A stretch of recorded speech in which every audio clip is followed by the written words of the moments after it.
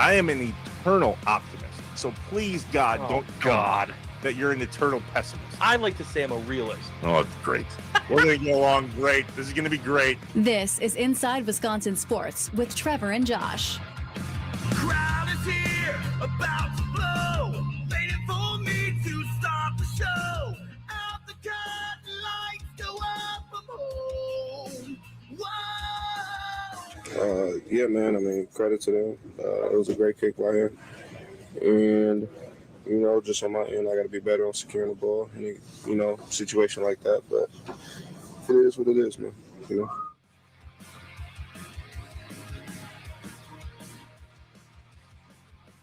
It is what it is. That's definitely the case, but there are so many other things that are what they are, and that's what we have to cover this morning. What's up, Wisconsin? Welcome in. Oh, my God, Tommy. Tommy Wart's in for Josh. I'm Trevor. This is Inside Wisconsin Sports, live from the Wisconsin Sports Radio Network studios, powered by the Potawatomi Sportsbook. Trevor Thomas, Josh Albrecht off. Thomas Wart's in. Trevor Thomas Wart's. That's how we're going to do it, I think. Yeah. That's fun. That's fun. This is not There's fun. not a lot of fun going on. None of this is going to be fun. No, I'm happy that I get to work with you, Trevor. Well, thanks. Same. Happy Monday. Happy Monday. December 22nd. All of a sudden, it's almost Christmas, Boom. right?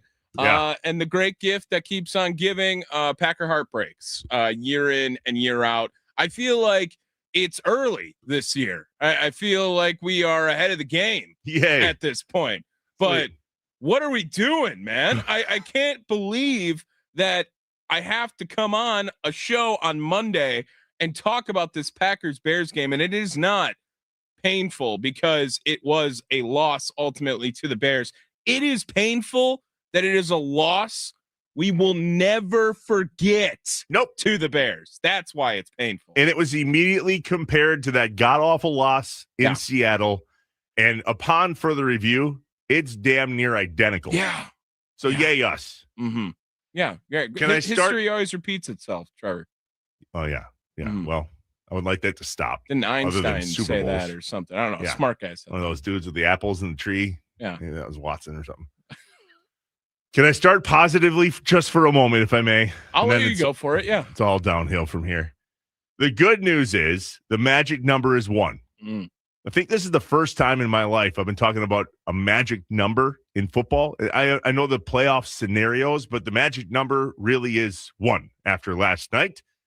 Our thanks to Aaron Rodgers and his friends in Pittsburgh. MVS. Oh, solid non-catch by him. Yeah. Whoops. Looked cool. But at the end of the day, it's 1. So either the Packers need to win one of their next 2, or the Lions need to lose one of their next 2, and the Packers will be at least the 7 seed in the playoffs. There's still a chance that they can be the 2 seed some crazy way with Bears losses and victories here. And how about we just get in? Yeah. At this point, let's just get in the playoffs. And didn't you say before we came on the air, Tommy, that this would be the 3rd year in a row that the Packers will have taken the brand new super wild card spot? Meaning if that didn't exist, the Packers would have missed the playoffs. Hopefully not this year, but for sure the last 2 years. Exactly. Yeah. And I think that's something to analyze now. If it is 3 straight years as the 7th seed with the talent this team has had on, this year being the most talented team, I think that's fair to say, but to show no mathematical improvement based on seeding in the NFC, that feels like a super problem. Now, the injuries situation this year, completely different than it has been the last 2 years. But again, I don't want to find any real sorts of ammunition for the Matt LaFleur haters out there. But they definitely have some. They definitely have some. If it's their magazine is full, man. Yeah. They're ready to unload. So, all right, the magic number is 1. We just got to win one of the next 2, either against the Ravens this coming weekend, Saturday, 7:00, or at Minnesota to finish off the season. Let's just do it ourselves. That's fine. But if we somehow lose those and the Lions win both of theirs and we miss the playoffs, heads will roll. Yeah, I think The other thought of this is with the magic number being 1, does that hurt the Packers' chances of getting number 2? Because how much is Detroit going to want to play everyone out there the last week of the season in a meaningless game, or are they trying to play spoiler, right? I could see Dan Campbell going out. He did it to the Packers, right? In Aaron's last year. It was, they weren't going to make the playoffs. Packers weren't going to make the playoffs if they lost the football game as well. And Detroit plays spoiler. Would they do the same to the Bears? It's Ben Johnson, maybe, but true. If the Packers, the scenario isn't that crazy in my mind, Trevor. It is the 49ers and the Lions for the Bears. Like the 49ers, if they win out, they're the 1 seed. So they have incentive right now. It's wild. And the Packers have the Ravens, who could be down a quarterback based on last night's game. We don't know. And I'm not really worried if they aren't, honestly. Right. And I'm worried about our quarterback right now. Vikings, right. Our quarterback, yeah, also banged up. Amongst other things, so if we may, there's our optimism for the day. But what the ever-living, what? Oh, my God. Oh, my God, from Saturday night. Mm-hmm. It was just I sat there when they scored that touchdown to win the game, they being the Bears, and I just smiled because what I just watched was something I will never forget. I'll know exactly where I was when it happened for the rest of my life.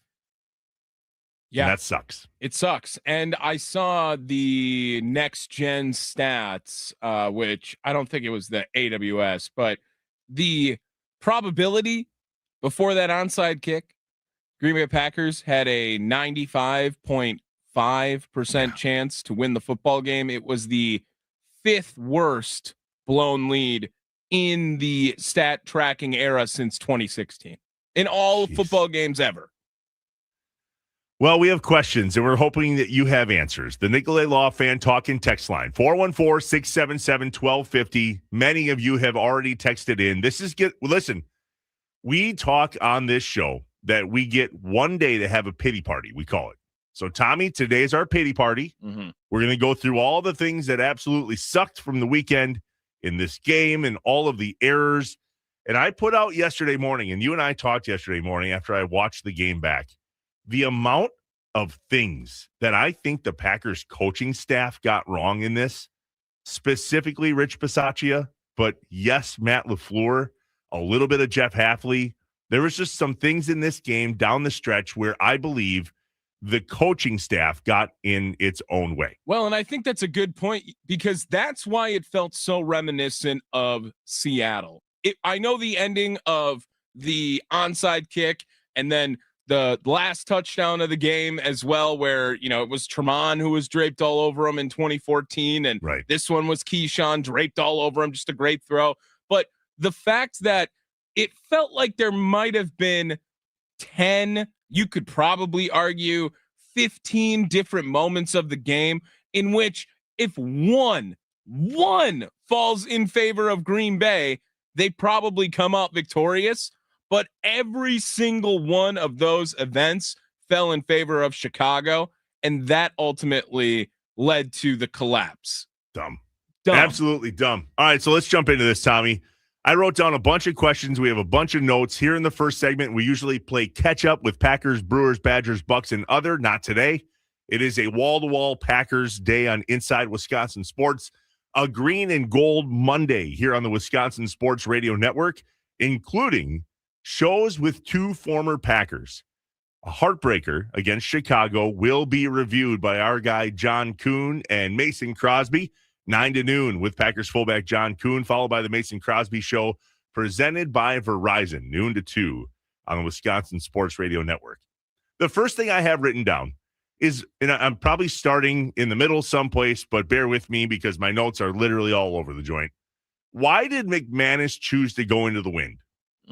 Okay, so my cousin, Jake, texted me, and he's like, dude, did you see the mistake that Bisaccia and McManus made in overtime? And I'm going, well, I wrote down a lot of things, but I don't know. Which one? Cuz? Yeah, right. Literally, they win the toss. They, as the Bears, they choose to kick it. We get to pick which end we want to defend. And we chose to play into the wind.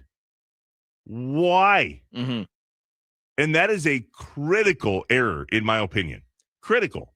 Did it come into play? I don't know. But it's the lack of focus. And that's what gets me is your thumb near the dump button because I feel like I'm just hot today. You had the chance to do this after the game and your little post-game show, which I love, by the way. I haven't had the chance yet, and I'm real pent up. I can just tell. What bothers me the most is that this is a coaching staff all week who talked about focus. If we're focused, we can do anything. If we just keep our focus and stick to the plan and do all the things. And then the ones that seem to lose the focus the most is the coaching staff. Yeah. How in something as simple as a coin toss can we not be on the same page which way we should be going?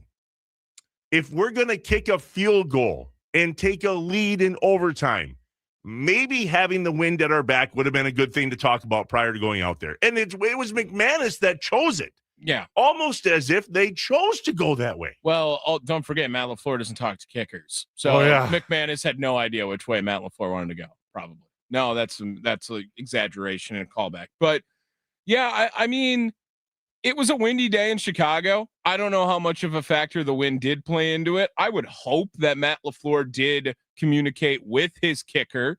Now, I'll take the under. I still believe that we have it in the notes later on. I don't want to jump too far ahead, but getting the ball first almost feels like you eliminate kicking a field goal unless you are fourth and screwed on that drive. True. So, well, turned out we became fourth and screwed. We were fourth and screwed, but we screwed ourselves, or the Packers screwed themselves, rather. What's the rule with Josh Jacobs on that fumble in the third quarter? Like, how many steps backwards does one have to take before they call the play dead for forward progress and that's it? That was something that I thought was going to happen. The way they played that replay, you could see Jacobs' forward progress had stopped. He was a step or two going backwards and then fumbled. And I literally thought after review, they were going to go, well, wait, no. He was down with forward progress before the ball came out.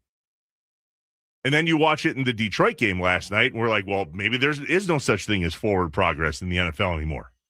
I would say that I thought in the moment it was a fumble. Watching the game live, I know they're not going to review forward progress, but it feels like the Packers coaching staff has been irresponsible with a lot of injury situations. This feels like something that we always talk about with Green Bay, but especially this year. And you point to a couple of moments. The first one being Zach Tom in Cleveland, right? Where he comes out for one play.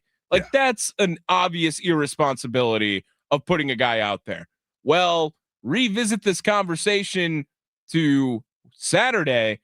Putting Josh Jacobs out on the field felt irresponsible. And that moment where he fumbled was where I think this game obviously is lost.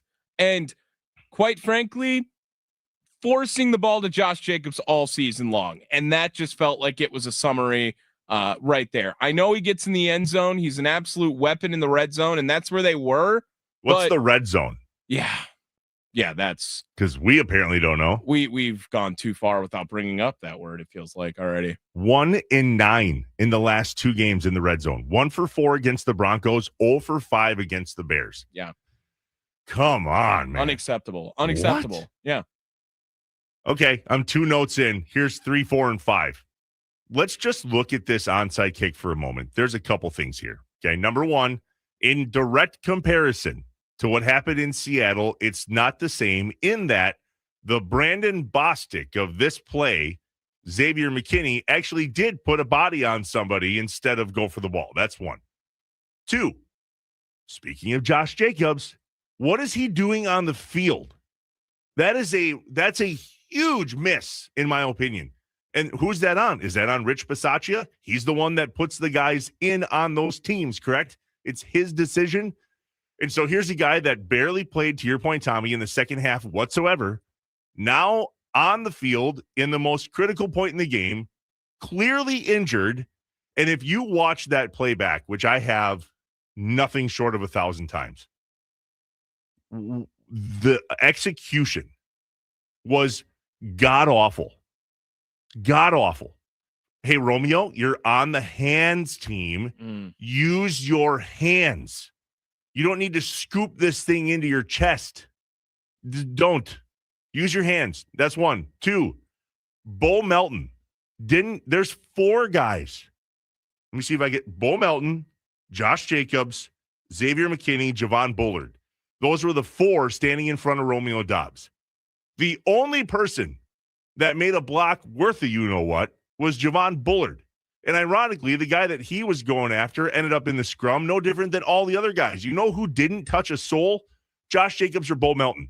2 of the 4 guys. Xavier McKinney put a body on somebody, and that was it. It was kind of like watching Keyshawn Nixon try to tackle.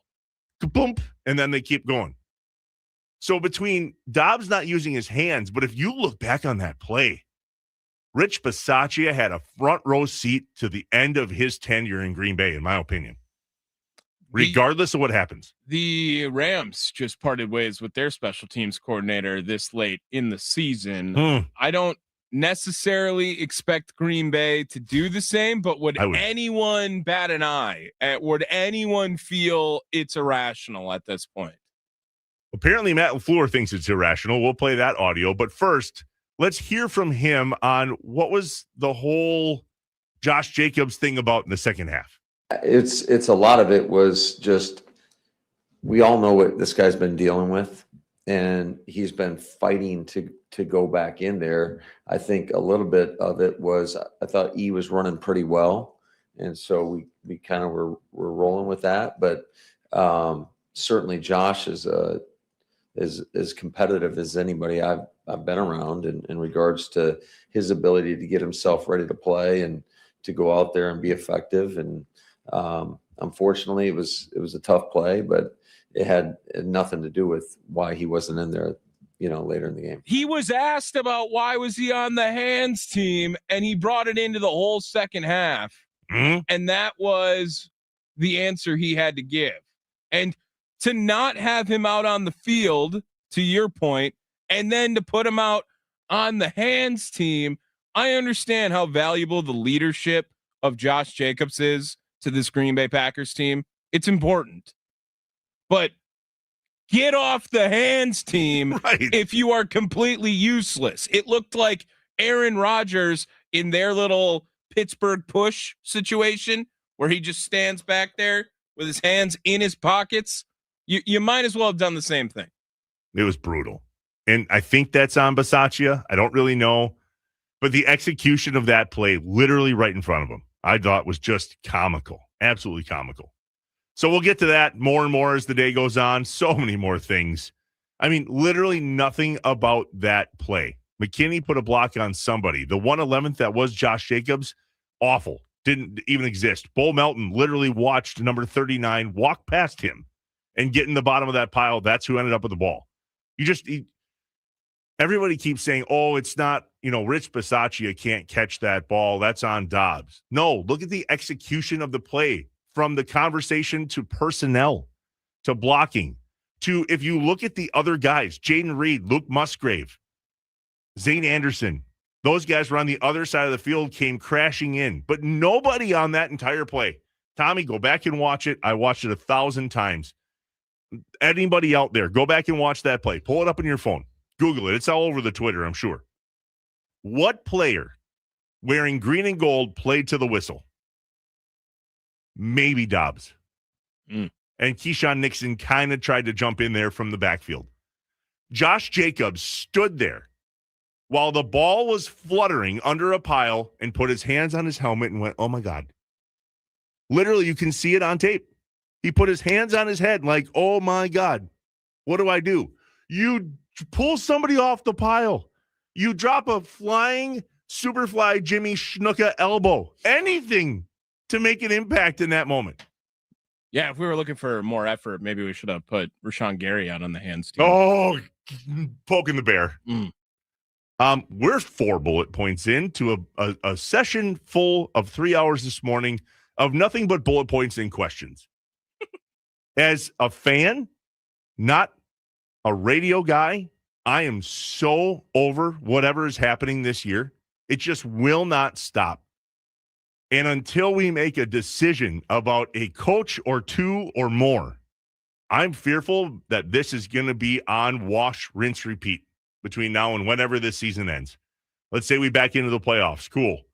Then what? We're going to have the same conversation after. If somehow this team puts together a Super Bowl run, just throwing that out there, okay? I can't even. I still think coaches get fired after the season.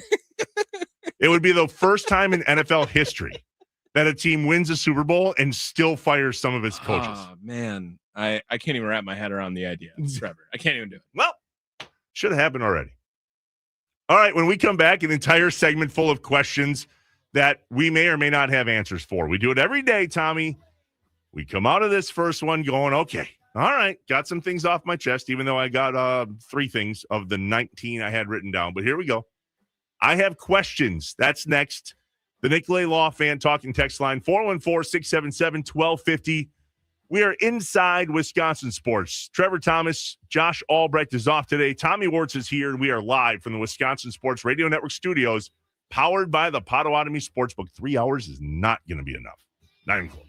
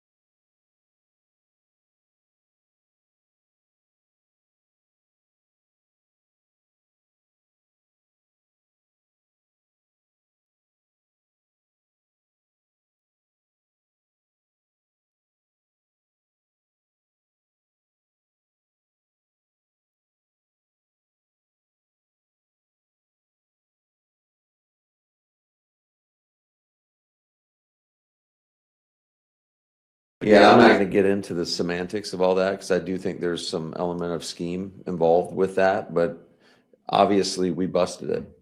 So we busted the situation because it's a shame. I mean, they had scat protection on, getting 5 out. We had everybody covered. We had a free runner at the quarterback. And I will say, not too many guys in the world can make that throw. And he did a hell of a job drifting away from it, put it in the perfect spot. And unfortunately, we just didn't have the defender where we needed one, or at least to make it a contested play. So it's just, if guys bust certain things, we got to coach it better. Bottom line, we got to coach it better. So when we get in those critical moments, that's when you have to be at your best. Oh, coach. You have to coach it better. Yeah.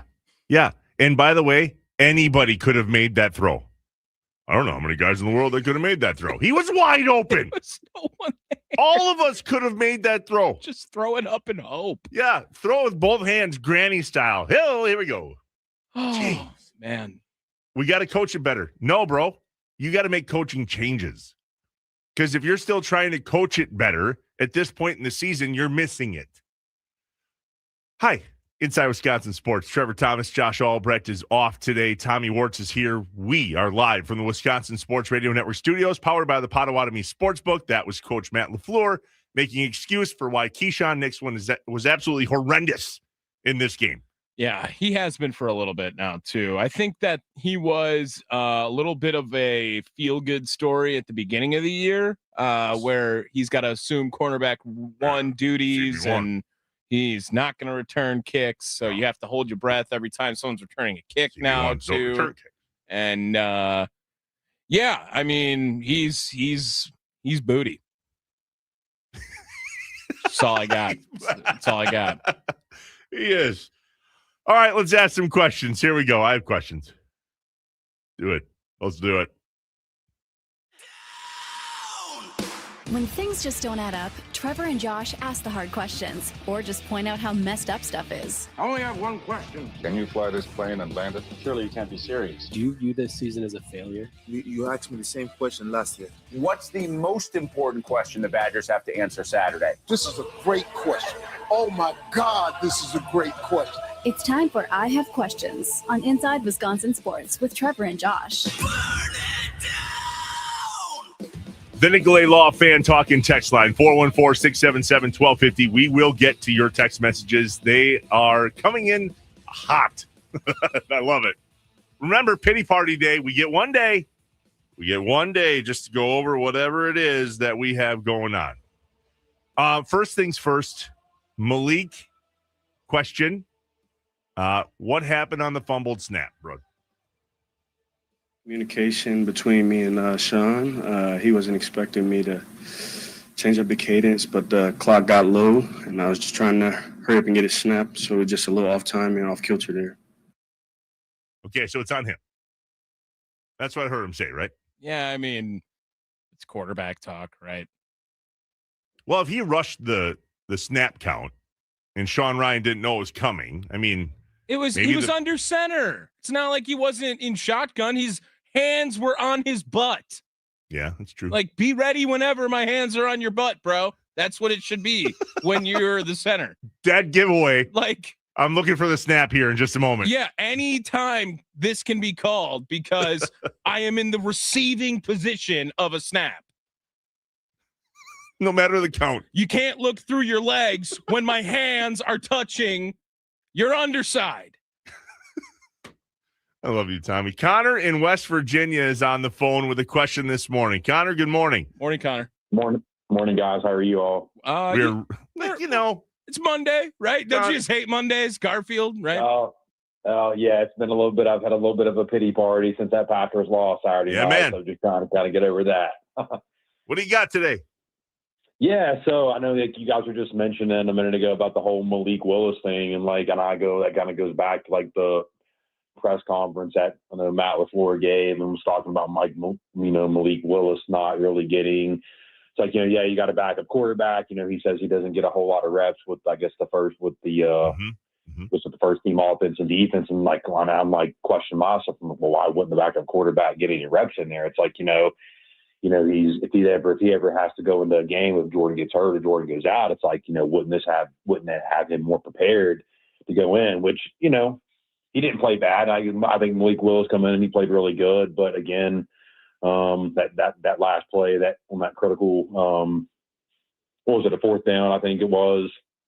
They botched that snap, and it's like, man, there's the game. And we can't take away from the Bosch onside kick, and then especially Keyshawn Nixon, dropping coverage and letting that man go and catch that ball there. But I mean, again, I feel like it's a weekly thing of the coach continuously making excuses for the coaching staff or the players. It's like, well, we got to do a better job of putting these players in a better position to win. It's like, dude, you say it every single week. Like, yeah, it's like, what's going to change? Totally, Connor. Yeah, Connor. I'm going to pose a question off of this. Thanks for the call, Connor. Have a good one. Okay. I'm going to jump ahead, and I know he has found some moments to be critical on Malik Willis, and as you should be with a fumbled snap, Malik Willis taking the blame himself, and Matt LaFleur owning up to it. But I have a question. And my question is, how many teams are going for it on fourth down in a take advantage of the game type moment? Packers were already winning. It was fourth down, or Packers needed to score, rather. It was 4th and 1 early in the first half, and they went for it with Malik Willis in a situation where the analytics probably say, go for it, right? So that's the math guys that he's talking to. But how many coaches don't use that analytics when their backup quarterback is in? I will say I believe that Malik Willis is a massive luxury on this team, and it showed on Saturday, but he's not Jordan Love. LaFleur talked about this in his presser yesterday, because remember, today is Tuesday on their schedule. They're off today. Yesterday was their Monday because Saturday was their Sunday. Are you following? He said in the presser, how nice is it to really be able to trust your backup quarterback coming in and still be able to win the game? And he said a lot. Like, it's incredibly nice. This situation with Malik Willis kind of leads me to the morning mind dump in that, and I'll just preface this now. Stay tuned for 7. I think Malik Willis is the greatest acquisition in Goody's career, and I actually mean that. So how does a team go for it on 4th and 1 with their backup quarterback? Like that, because Malik Willis is a guy that they can completely depend on. We showed, for the most part, that we have a defense, although it looks completely differently schematically without Micah Parsons, we can at least continue to hold the Bears. What was it right before halftime, Tommy? I believe it was 6-0. Yes. Packers. Yep. Micah Parsons list against a team that everybody says, oh, it's the Bears' year. They're finally doing what they say they can do and this and that. Or maybe they're not that great and we just beat ourselves. Absolutely brutal. Back to the phones, Tommy. Yeah. Let's go. CB in downtown Milwaukee. You're on Inside Wisconsin Sports. Good morning, CB. Good morning, man. How y'all doing, man? We're doing all right. Been better, bud. Yeah, doing all right. That's good. I got 2 things. Question is, they relayed the message to Bullard to set everybody else when he was at the goal line for the Bears to tie up 16-all. He didn't put Keyshawn in the right position, and that's how that man broke free of that. And second, how come the Packers heaters weren't working on the sidelines? I think they need to talk to the NFL about that. Yeah, thanks for the call. We appreciate that. I have questions on that, too. Just happened to be that the Packers sideline didn't work, and they said on the TV broadcast, well, don't they have to go shut the Bears off? And then it was just on fire on the other side for the Bears. Like, they're roasting marshmallows, and we're over here free. They didn't talk about that. I don't know if you noticed. At least I didn't hear it. Did they talk about that after they brought it up that first time, or was it mum's the word? I don't remember it in the broadcast watching on TV by any means, but I almost there's a part of me that hopes the Bears did just like shut it off. Like the little bit of rivalry, the little like anything to get an advantage? Like some equipment manager was just like, what if in the first half we turn their heaters off? Like, and then some intern was just told, like, yeah, you got to go turn this off. Like, turn the gas off. Yeah. Oh, we forgot to go to Quick Trip and get new propane. Sorry, guys. we don't have it down here. We filled it with Malort and thought that was going to be okay. Smelled like it. Awful. A buddy of mine just texted me, Tommy. Browns 3-point loss, blocked field goal. Panthers 3-point loss, missed 43-yard field goal. Cowboys tie, blocked extra point, return for 2 points. Bears overtime loss, don't recover the onside kick. Rich Bisaccia earning every single dollar. Mm. You know how bad it is that we have people talking about special teams today? We haven't even mentioned this yet in this show, and we're 40 minutes in. Brendan just messaged me about special teams. Everybody on the Nicolay Law Fan Talking text line, 414-677-1250. All of them mentioned special teams. Rich Bisaccia. People know how to spell Bisaccia. That's how many times we're talking about special teams. Tommy, our starting quarterback has a concussion, and we haven't talked about that a single time. Yeah. What? Mm-hmm. And as far as yesterday, Matt LaFleur saying he is still in concussion protocol. It always takes a few days, obviously, but it definitely puts his status in jeopardy a week from the concussion. And the Packers don't get any mini bye where it's a Saturday to Sunday type situation. They have a week to prepare. It's Saturday to Saturday going up against Baltimore this weekend as well. 8 minutes, 17 seconds left in the second. Love takes a direct hit to the head. That, let's be real, I think you said it too via text, that would have been an ejection in college.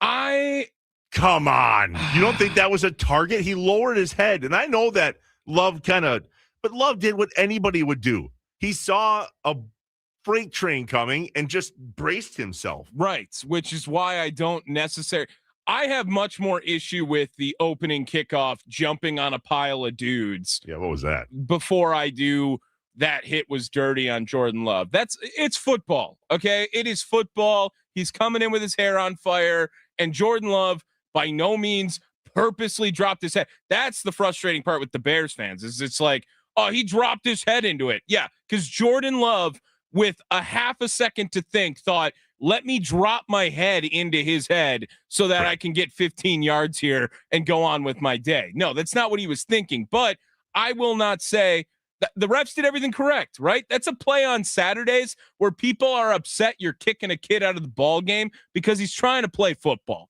So I am not upset that he didn't get ejected. The refs threw the flag. Everyone knew what it was going to be for, and they moved on from there. My point on this, though, is that the NFL had just gone through, over the last X number of years, a $1.2 billion CTE settlement. Mm-hmm. So a hit like that happens, and they brought it up to Matt yesterday. Hey, Matt, what'd you think of the hit? And he paused and didn't say a word and goes, well, what do you think of the hit, Bill? That's his way of saying, I'm not talking about it because I can't believe that's still happening in this NFL.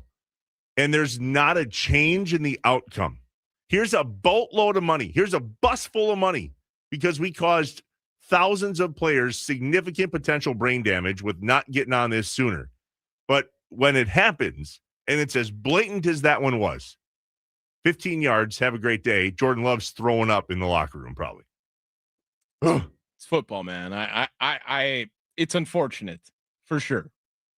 Last one, then we got to go to break. We'll come back with what we believe was the most electrifying sound of the day. Plus, we'll get to all of these text messages on the Nicolay Law Fan Talking text line, all of your hot takes. This being the hot one that I will absolutely talk about probably every segment in today's show. I think from the 920, I think Rich should have been fired a long time ago, but it wasn't his fault that Dobbs couldn't handle a football. Yes, it was. The way that special teams play on that onside kick, how poorly that was coached to set them up for success. Blocking, personnel, and Romeo Dobbs, plus all the helpers that ran in, finger quotes, to help, that is 100% on Rich Bisaccia. I think that I'm curious with my last question, if Romeo Dobbs is just going to be synonymous with that play, the way Brandon Bostic is, legacy. Like, I know Romeo's done more than Brandon Bostic has for a active roster, active offense. Absolutely shouldn't be the way that he is remembered. But what's a more famous play in your mind that involves Romeo Dobbs? That's true. Ugh, gross. Hopefully he has time to recover. All right, we're back in a second. This is Inside Wisconsin Sports, live from the Wisconsin Sports Radio Network studios, powered by the Potawatomi Sportsbook. The most electrifying sound of the day is next. Always, I know you'll be at my show.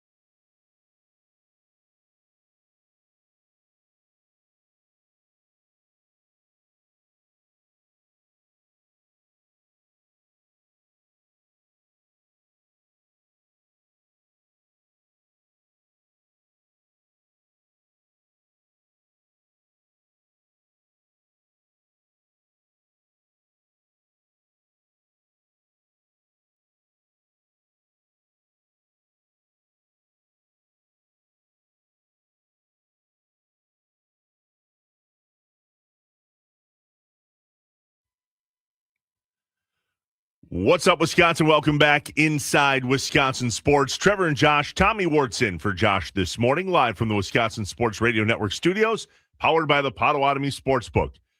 We chose not to pick anything remotely electrifying from the Packers game. However, there was something last night that happened that benefited the Packers. Time for the most electrifying sound of the day. It's time for The most electrifying sound of the day The most electrifying on Inside Wisconsin Sports with Trevor and Josh. Brought to you by Best Electric. Learn more at bestelect.com. Don't stress. Connect with the best.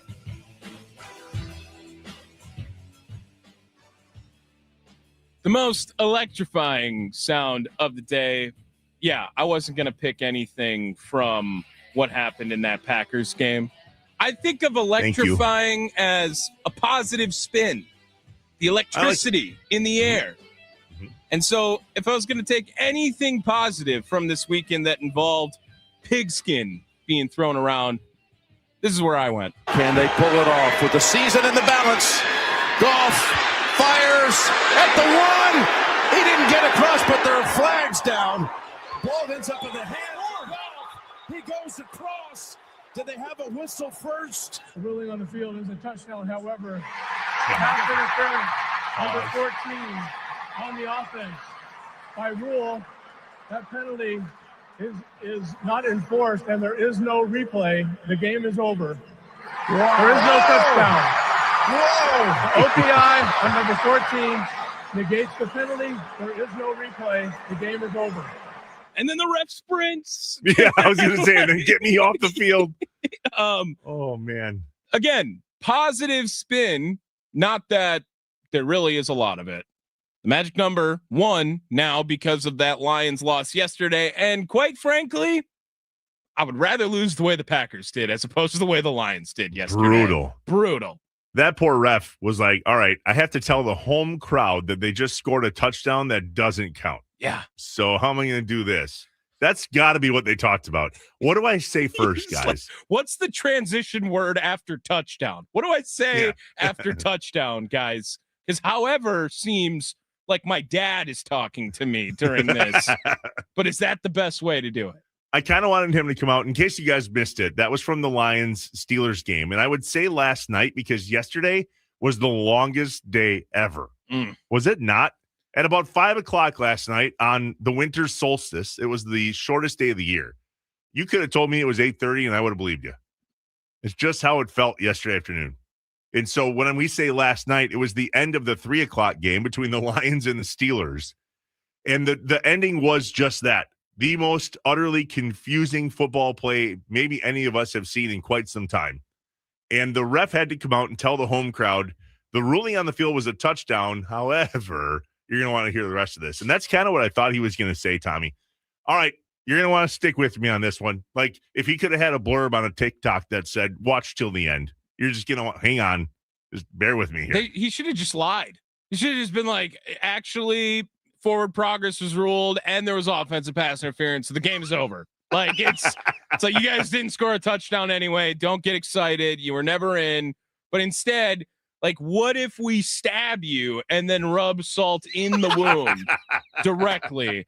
Yeah, you guys had it. Like, actually an unreal play. And it was unreal effort. It was very obviously pass interference. I don't think that anyone was upset about the call. But the awareness and the willingness of Jared Goff to just be like, hey, throw me the ball, Amon-Ra, right now, and could go in and score, like that would have been. Could you imagine if Jordan Love did that in a winner take all type game? The place would go bananas. And now instead, it is like, you guys did everything right except for the first part of the entire play. No. But you did score a touchdown-ish. Yeah. That would have been scored cool. a touchdown-ish, and then we can't give it to you because you did this. But at the end of the day, it helped the Packers. That's all I cared about. And yet again, Rodgers gets to walk off the Lions field with his hands held high in one of the craziest endings of a Lions game that he's involved with since the Motown Miracle, which was 10 years ago. And they talked about it. And I don't wish great things for the Steelers. I just don't. You're new to this show. I'm not a Rogers guy. Oh, I am. But I know you are. But it was what it was. That's what Romeo Dobbs says, too. It is what it is. And we'll get to so much more of that coming up next in the morning mind dump. Malik Willis, absolute banger. Romeo Dobbs caught everything thrown his way except for one that I think was catchable, and then obviously the blunder on the special teams play with the onside kick. But at the end of the day, if we're going to use the morning mind up to get some things off our chest, then we're going to spend a lot of time with you on the Nicolay Law Fan Talk and Text line. 414-677-1250. We'll go back a solid 45 minutes and make sure we get to these. That next segment is yours on Inside Wisconsin Sports with Trevor and Josh. Tommy in for Josh this morning, live from the Wisconsin Sports Radio Network studios, powered by the Potawatomi Sportsbook.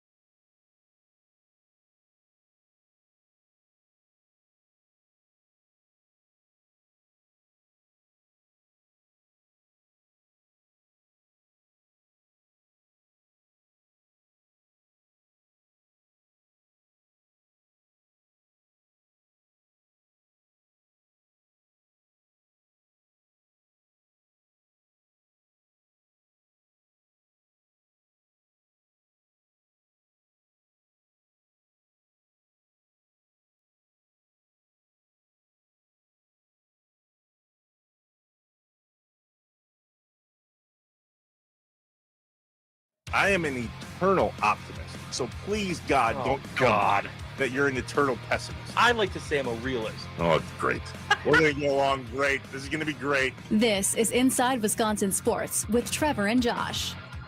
Crowd is here, about to blow, waiting for me to start the show. Out the curtain, lights go up, I'm home.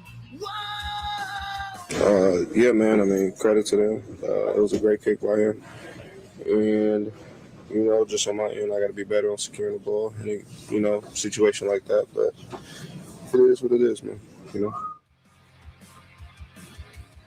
Ish. It is what it is, ish. Because it didn't need to be what it became. So many opportunities to get that onside kick right. And yes, Romeo Doubs needs to use his hands and secure that ball. But at the end of the day, that play was set up to fail from the beginning. We'll cover that, so much more.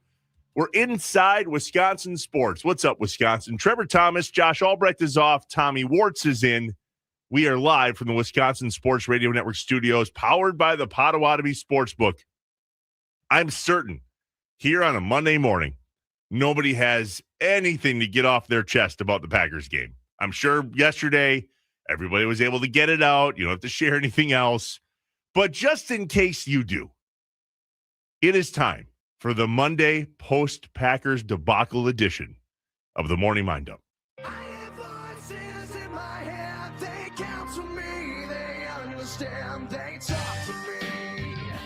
The coffee has kicked in. We're awake and ready to roll. Let's get some things off our chest and out of our heads. You don't know what it's like to be me out here for you. It is an up at dawn, pride-swallowing siege that I will never fully tell you about, okay? I'm as mad as hell, and I'm not gonna take this anymore! I'm in a glass case of emotion. What we've got here is failure to communicate. We've got no food, we've got no jobs, our pets' heads are falling off! It's time for the Morning Mind Dump on Inside Wisconsin Sports with Trevor and Josh. Tommy in for Josh today, the Nicolay Law Fan Talking text line wide open. 414-677-1250. So many of your texts to get to. Feel free to call us too if you need to get that morning mind dump audibly off your chest. We've taken a few calls and are willing to take so many more. The morning mind dump, Tommy, the first thing that came to mind for me, and I know we talked about this a little bit in the first hour, but I personally believe Malik Willis is the greatest acquisition of Goody's career, and I legit think I mean that. So let's go back just a little bit to last season when at the very last minute, right at the end of training camp, Malik Willis shows up in Green Bay and takes on the backup quarterback position for the Packers. And a lot of people are like, whoa, what, where, how, why? Now? He hasn't been with us this entire time. Look at what happened last year when Jordan Love goes down. And look what happens this year when Jordan Love goes down. The Packers, Tommy, I hope you agree, don't skip a beat when Malik Willis comes into the game. Sure. Is that a yes?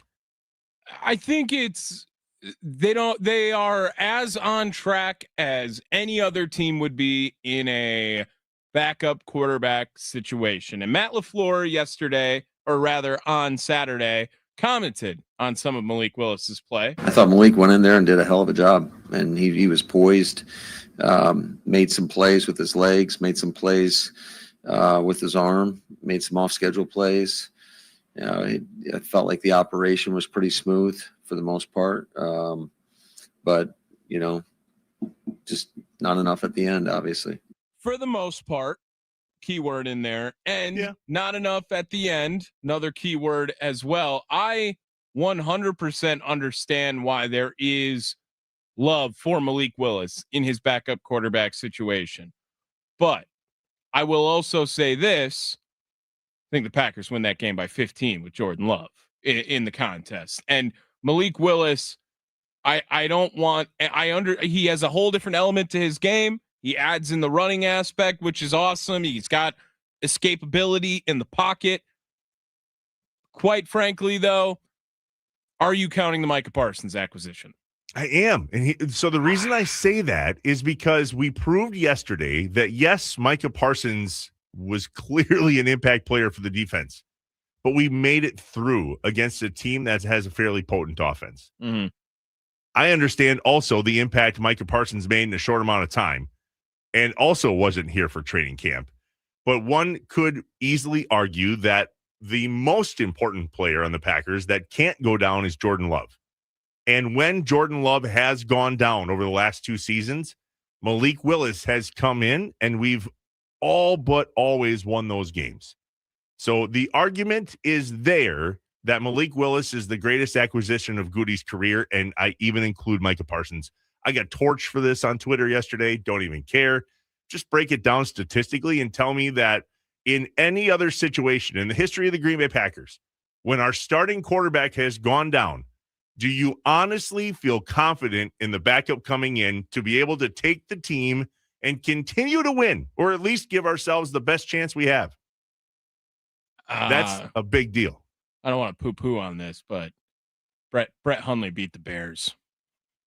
If you, you cannot tell me that Brett Hundley gave you the warm and fuzzies. No, he didn't. That's my point. But he beat the Bears. I don't care. He did.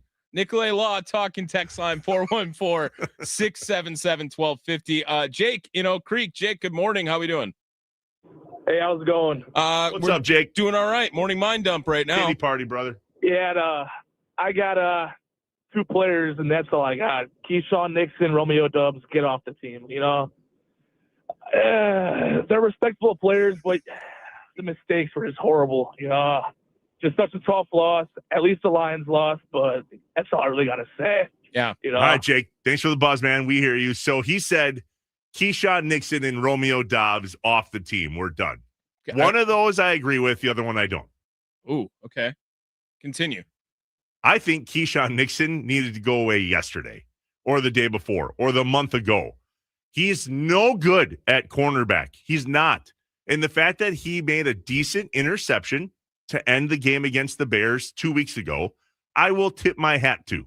That was a wonderful play by Keyshawn Nixon, who, by the way, almost blew that coverage as well. But I digress. It might have been the same play, just a worse Seriously. throw. It might have been the same, wasn't the same play, but same scenario, better throw.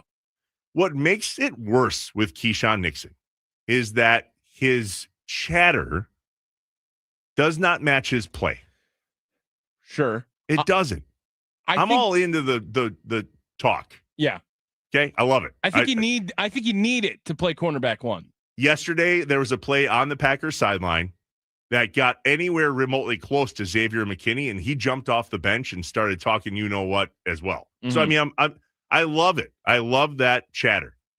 But your play has got to somewhere close match it. And Keyshawn Nixon's just doesn't. No. I mean, bad yesterday. Horrible with the game-tying touchdown. And granted, he was all over him, which, by the way, could have been a pass interference call had he not caught that last touchdown. I just don't think he's good. I don't think he's a leader. I don't think he's making as many plays. And I'm all in on him going away, especially from the seat. You know what I'd like him to do? Return kicks and punts. How about that? I might add someone to this list. I'm going to, if it's not brought up right here. But back out to the phone lines. John is in Franklin this morning. John, happy Monday. What's going on?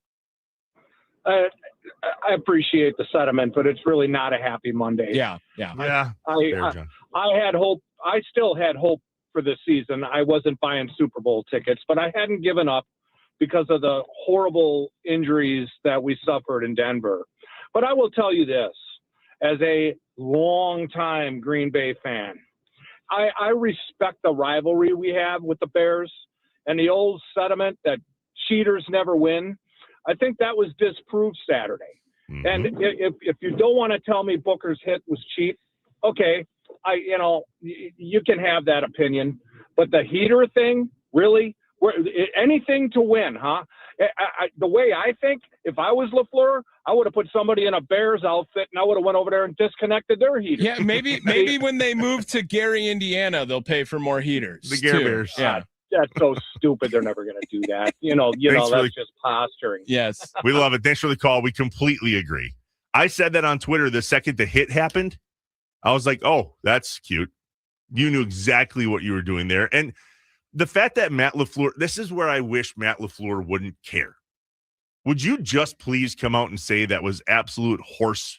You know what? Can you just say that hit was absolutely cheap, absolutely ridiculous? The NFL needs to do something different. How are we allowing massive head-to-head hits on that in the middle of the open field? That wasn't we're going to tackle the guy. That was as erroneous of a roughing the passer tackle that I've ever seen. And there was another one in that game too, I believe. Can I add someone to this list of get off the team? Yeah, by the way, I want to keep Romeo Doubs. I think he's too valuable at receiver, but I understand what that happened there with the hands. But yes, who else? Rashawn Gary. I'm sorry, man. I understand that that's not a scenario that's even being thought of or questioned, but as someone who has done the roller coaster of Rashawn Gary, where understood the signing at the time, even though it might have been not deserved all the way. I also think that Rashawn Gary as a number 2, okay, cool. But when you are the plan at the beginning of the season, when it is August 23rd and the Packers do not have Micah Parsons and Rashawn Gary is expected to be the number 1 edge rusher for this team. And then when you watch every game leading up to this moment against the Chicago Bears, where Rashawn Gary is with Micah Parsons, oh my gosh, Micah Parsons is just so much better than Rashawn Gary that it's to the point of, I don't even want to see Rashawn Gary on the field pretending to fill in those shoes. Rashawn Gary makes running look like it hurts. Yeah. And he has no full tilt. If he did, he didn't show it once on Saturday night, to the point where if he doesn't think he has a chance, he's already done trying. Mm-hmm. Watching him try to run against these plays where Micah Parsons is going full tilt, I mean full tilt, until the whistle blows. Rashawn Gary is the opposite of full tilt until the whistle blows. And he showed it, to your point, on Saturday in a really bad way. Yeah. Over and over and over again. Brutal. It's painful. Absolutely brutal. It's painful to watch. He looks like he does not care. And that really is something where, I want to see you try at minimum, right? I mean, it just every play you're giving it your all. If you are slower than everyone else, then it's physicality, right? Then it's your athleticism. Then it's out of your control. But what you can control, right? Your energy, your effort, your attitude. And when you're not trying, it looks like all 3 of those are hurt. Yep. Brutal. All right. So many text messages on the Nicolay Law Fan Talk and text line. 414-677-1250. Keep those coming and your calls as well. I went all the way back, Tommy, to the beginning of the show, and there are so many that we have to get to. But here was the way Ron Rome started this out this morning. He said, one of our worst losses. Why doesn't Matt LaFleur get more heat for not taking the field goal early in the game? We've lost at least 5 times by 3 or less because of decisions like that. And then why isn't Goody getting heat for not drafting like Deshaun or Cooper DeJean, and giving away Rasul Douglas, Ron and Rome? So there's a couple things there, right? Let's start with Matt LaFleur. No, I'm going to get crucified for that. Let's start with Goody. He says, why isn't Goody getting heat for not drafting Cooper DeJean and giving away Rasul Douglas? I think Goody is the most untouchable in all of this. And I'm not just saying that for all you people that are like, oh, here we go. I wrote down yesterday, you probably saw it in the show notes, Tommy, Brian Gutekunst is the NFL GM of the year, and it's not even close. What this team has shown with their backups is nothing short of a masterclass on how to build a team. The amount of injuries that this team has had would have buried any other team in the NFL. Sure. You want to go down the list? We don't need to. Yeah. And they're still competitive, and they're still potentially going to be in the playoffs, and they're still even possible to be the number 2 seed, which is highly unlikely, and I digress. But tell me any other situation on any other NFL team that has the injuries that this team has and they somehow still continue to put out an effort on the field, that's a credit to Goody. Sure. I think that you can, condemn the Packers for what they've done so far and with their injury situation. Sure. But I would disagree with the take of it's perfect for Goody right now and executive of the year. I mean, this team needed corners. They absolutely needed corners. We knew this when Bo Melton was switched over to corner. They needed corners. Mm-hmm. The offensive line rebuild, I would say, probably got worse, right? They went out. I think it got better when Sean Ryan came in and Elton Jenkins went away. I don't think but then we're back to the injury situation, saving Brian on that. They were never going to make that move. Well, I think they tried, right, with Elton Jenkins at center, and that didn't necessarily plan out the way that they had hoped it did. But to my point, it's still not a complete debacle. That's the point here. Is it perfect? No. But a lot of other teams that if they were in the situation where they lost yesterday or Saturday, they lost their quarterback, they've lost their number one guy on defense, they lost their starting center, the person that led the team in post-reception yards, Tucker Kraft. They're down to literally one tight end after Ryan, it was Fitzpatrick, right? Not Ryan Fitzpatrick. John Fitzpatrick. And he's done now. Yep. Achilles, right? Popped it. Saw that on the replay when I was watching it back yesterday morning. And the injury list goes on. Jaden Reed, Christian Watson, and somehow they still have a product on the field that's competitive. That's my point. Because a lot of other teams would have waved the white flag and gone, well, this is over. We're not going to recover from this. No, they're football players. Like, they're all competitive. And when it comes to the team game, they're all going to say, like, next man up in these moments. And everyone is dealing with injuries. I don't know off the top of the list if the Packers are in the worst injury situation compared to the rest of the NFL. Really? What even comes close? Well, losing a quarterback feels like that could be on there. You could have argued the Bengals were there until Joe Burrow came back and put themselves in a situation. The Ravens were losing Lamar and Derrick Henry. We've lost Jordan Love twice this season, Tommy, and still have found a way to be competitive on the field. Yeah. So take that and make it the catalyst. No moral victories on that, though. Yesterday was the only time that we didn't have a victory when it happened. Right? Yeah, but I still think that that's like the evaluation, the expectation of this team in Green Bay does not change unless Jordan Love is out long term.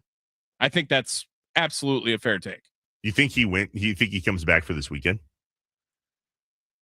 Maybe. I have no idea what the concussion protocol entails. I know that I've seen guys come back from a week. I know that you have situations where guys miss a long time from it, but like, I don't know if I would love to see Jordan Love back. Yes. And I expect that this team will be much more competitive against the Ravens if Jordan Love is in the game, as opposed to Malik Willis has been prepping all week for them. Do we let Jordan Love play? Is the next question. No different than should we have let Josh Jacobs play? I think it is different, and I do think if Jordan Love is ready to go, Josh Jacobs is limping in the locker room, and they're like, oh, he's a fighter and he's a grinder. No, I don't want to see a guy who can't even walk be the running back for this team. Even with our magic number being 1? Well, at some point, we have to decide how we're going to rest and who we're going to rest. And in this case, is this the game that if we were to choose to rest Jordan Love to try to get through with a banged up Lamar Jackson, is this the game where we go, hey, Malik, this is yours? Jordan, one more week. And maybe we don't need to play Jordan Love against the Vikings because we'll gain nothing from that game. I am not in the boat of Josh Jacobs needs to be on the field for this Green Bay Packers team to be running at full strength, even. Necessarily. I know what I think that he is so valuable and in the starting lineup because of his locker room presence and his leadership skills. I don't think it's because of the play on the field, because quite frankly, he's stunk this year. And maybe it's the offensive line that has been worse. And that's why we have seen Josh Jacobs severely regress in a year. But Manuel Wilson has had much higher highs, it feels like, other than the 40-yard run. Was that last week by Josh Jacobs? Yep. That was the best he had to offer in a game that he had 67 total rushing yards. 60, just making sure. That's going to get us ripped for that. All right, when we come back, the morning mind dump continues. Plus, we'll make a note of what we think were the good, the bad, and for sure some really ugly pieces of this Packers loss to the Bears. The magic number is 1. Either the Lions got to lose one of the next 2 or the Packers got to win one of the next 2. Either way, if one of those things happen, the Packers will make the playoffs. And, oh, looky, probably play the Bears again right away in the first round. All right, the morning mind dump continues. Keep your texts and calls coming. The Nicolay Law Fan Talking text line, 414-677-1250, inside Wisconsin Sports, live from the Wisconsin Sports Radio Network studios, powered by the Potawatomi Sportsbook. Truth in your lies, when everything feels like the movies.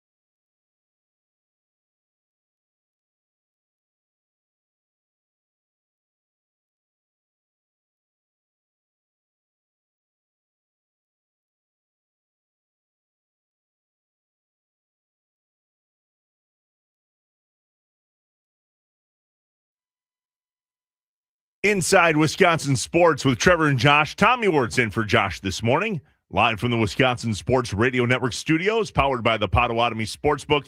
The morning mind dump continues. We'll review the good, the bad, and the ugly as we go through as well. And we want your reaction. The Nicolay Law Fan Talking Text Line, 414-677-1250. Shoot us a text. Drop us a line. We'll do our best to get you on. I saw a clip yesterday from our friend Charlie Behrens after the big loss, whether he posted it late Saturday night or sometime Sunday, I'm not sure. But I think this minute-long clip from Charlie perfectly summarizes where all of us are at this fine Monday morning here in Wisconsin. Okay, well, sugar. If there are any Bears fans out there, I could sure use your help. I know we haven't always seen eye to eye over the years because, sorry. Well, I'm not sorry, but what do you guys like? I already went out to the mulch pile and cried. That did not help. I thought that would, nope. And I wanted to watch The Office or something just to take my mind off things, but my clicker is in 4 pieces. And so how do you guys are experts in feeling like this? Just any tips would be appreciated. So, and sorry again, I did mean it, but. So he's wearing the Go Packers, and you know what the Bears had is what he's talking about. Do you call it a clicker? Remote. It's remote, right? Yeah. I mean, I know there's kind of a Midwest thing with clicker, but clicker. Where's the clicker? Yeah, I know. I feel like, I was about to say, I feel like it was an older thing as opposed to a regional thing, but that's kind of how I feel. That is how I feel, and I know the sun rose as late as it took today, and how little it'll be out during this time of year. We had 2 more seconds today than yesterday. Nice. Use it wisely. Yeah, Mm-hmm. but yeah, it still stings. It's the Monday after. Like we have to show how much this still is. This is still our job. on our brain. 414-677-1250, the Nicolay Law Fan Talk and Text Line. From Brad in the 414, how many times has special teams lost the game instead of winning? Fire Rich Bisaccia. Yeah. I could not agree more. Enough is enough with this whole onside kick. Listen, somebody said earlier, Rich Bisaccia can't catch the ball. You're right. But he absolutely is in charge of making sure the guys block the way they're supposed to. He's also in no area of let's start blaming his players. Like he doesn't have a track record that is enough to be like, well, his players aren't helping him out. This is something that other than last year for the Brandon McManus tenure, that was last year. Now I think that he has come back to earth in the beginning of the season woes that we saw out of McManus might be out of the way. He might have been banged up. But until that, like this Packers special team, Rich Bisaccia has a terrible tenure with special teams that has been only contributing to the history of terrible special teams over the last 15, 20 years with Green Bay. So we reviewed a lot of the good already. That's not one of them. Malik Willis, pretty good. We talked about that. Nick in Greenfield shared on the Nicolay Law Fan Talk and Text Line that Brett Hundley, Mr. Wirtz, doesn't hold a candle to Malik Willis. Look, by no means was I comparing them, but I was telling you who was defending Malik Willis in his honor at backup quarterback for whatever that's worth. And I told you that Brett Hundley did beat the Bears. Like that was the only quote and claim I made, which is fact. Might you be comparing? No, not comparing. There's no comparison at all in that. Those are two scenarios that looked the same, but are not being compared. Thank you for clarifying that. We appreciate that. Comparifying. Yeah. Malik Willis, pretty good. Emmanuel Wilson, pretty good. Really good. And I think he could have been a lot better had we not accidentally used Josh Jacobs as much as we did, because we didn't need to. Emmanuel Wilson was having a day. 14 carries, 82 yards. Heaven forbid we used the guy on the 5-yard line. Twice Josh Jacobs proved he couldn't get it done. And, of course, he fumbled once. And that's in a lot of people's craw this morning, too, this red zone stuff. We'll get to that. I mean, it's beyond incomprehensible how we cannot score a touchdown in the red zone. Of 9 trips in the last 2 games, we've scored 1 touchdown in the red zone. 1. Yeah. And that's on Matt LaFleur. 100%. 100%. Jordan Riley had a good game yesterday, too. Yeah. Tommy, you brought this up. Pull up your pants, big fella. Dude. We almost lost him in the second quarter. Look, everyone was, when Devontae Wyatt went out, it was, how do we find this team's Howard Green, right, from 2010? And I don't know if Jordan Riley is in any game wrecker situation or ever will be, but I think he's filled in serviceably since getting a chance with the Green Bay Packers right now, and was probably the best possible option at replacing Devontae Wyatt when that injury happened. Another injury we didn't bring up during that time. Large man. Oh, yeah. Right? Yeah. Oh, yeah. He's Devontae Wyatt. Also right. pretty good. Out for the season. He's a big old mamma jamma, by the way. Jordan Riley. Yeah. Yeah. Large mammal. I when his pants were falling down, I think of that where it's like a high school team where it's just like, oh, we don't have double XL, but we have 4XL pants. If those are any better, we'll just wrap it around a couple times. Here's a belt. Yeah. But just want to stay comfy. He just wants to be comfy. The good, Malik Willis, Emmanuel Wilson, Jordan Riley, amongst other things that were good too. The bad is aplenty. The Packers secondary used to have an ability to take away the ball. Yet again yesterday, Xavier McKinney has a chance, and this was the result. Williams on the fake with time. Rifles it, intercepted. Oh, man, that was Xavier McKinney all over it, but just couldn't finish the pick. Oh, Xavier McKinney coming from all the way from the other side of the field, just reading his eyes. You see him at the top of the screen. He's got love, and that ball's got to come out a tick faster. McKinney has made so many guys pay over the last few years at safety, coming over as a free agent from the Giants. Caleb got away with one there. Oh, my God. Is that back-to-back weeks, right? That was last week as well. Yeah. And one of his interceptions this year was that Browns interception that everyone poo-pooed on when it happened because it was at the end of the half or whatever too, right? Yeah, he's regressed, it feels like, as well. And I will say that the lack of big plays that get let up by this defense has to probably be attributed to Xavier McKinney in some capacity playing center field for this team, right? But who else did we miss yesterday? Evan Williams. Another injury we didn't mention. Yeah, I know it's brutal. It's brutal, and Xavier McKinney dropping that, but he's got to make that play. He's got to make that play. Absolutely. It's a 3 points that came on for those 3 points came on for the Bears at that point. Another difference in the game. He's got to make that play. You are a captain. You have a high salary. You were a free agent acquisition. Had a phenomenal season last year. He's got to make that play. The Packers letting Josh Jacobs play injured was really bad yesterday. And we've talked on this show to the Packers team physician, Dr. Mike Ryan, and we asked him what it's like between him and the coaching staff and the player when it comes to allowing these guys to play. And Josh Jacobs is on record for saying it's harder to watch the game than it is to play in the game hurt. At some point, he's got to realize that these situations can't happen. Willis to Jacobs, churning forward, and then Wright tried to pry it away, and the ball came out. He did. Who's going to get it?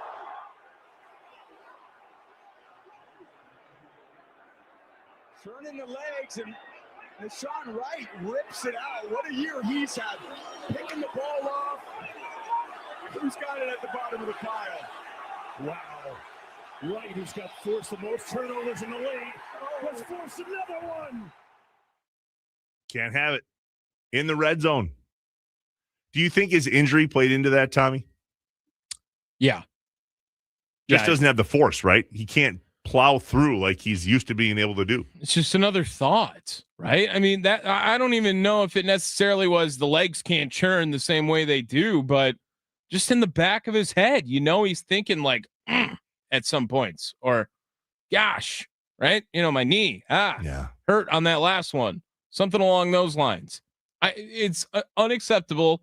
I know you wanted, or at least posing a question of when does forward progress stop? What's going on with that? But again, I'm not here to make any excuses on the officiating. Quite frankly, the officiating was in the favor of the Green Bay Packers in that game. I really believe that. Look at the yardage.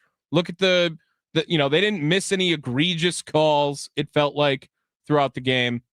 I am not finding a way to say the refs screwed Green Bay, because it was very obvious Green Bay screwed Green Bay in this ball game. I don't think the refs necessarily were in Green Bay's favor. Green Bay had 4 penalties for 40 yards. Yep. Chicago, to your point here, had 10 penalties for 105 yards. Right. More than double. Yeah. Ouchie.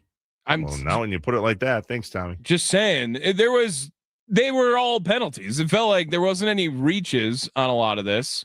And with the year that the officiating has been this year, is just terrible in the NFL now. But no, I didn't leave that thinking like, are they going to blow this play dead at any point? I was thinking, Josh Jacobs, get out of the game. And then he didn't really play after that moment. So again, oh yeah, he did. Oh yes, he did. That's right. He was in on the hands team. Mm-hmm. As if we needed maybe somebody else that had a body worth something. So let's listen to this onside kick sequence, because the bad yesterday was yet another special teams critical error. Try the onside kick. It's laying around. Got to pick it up, and it's loose around. Who's going to get it?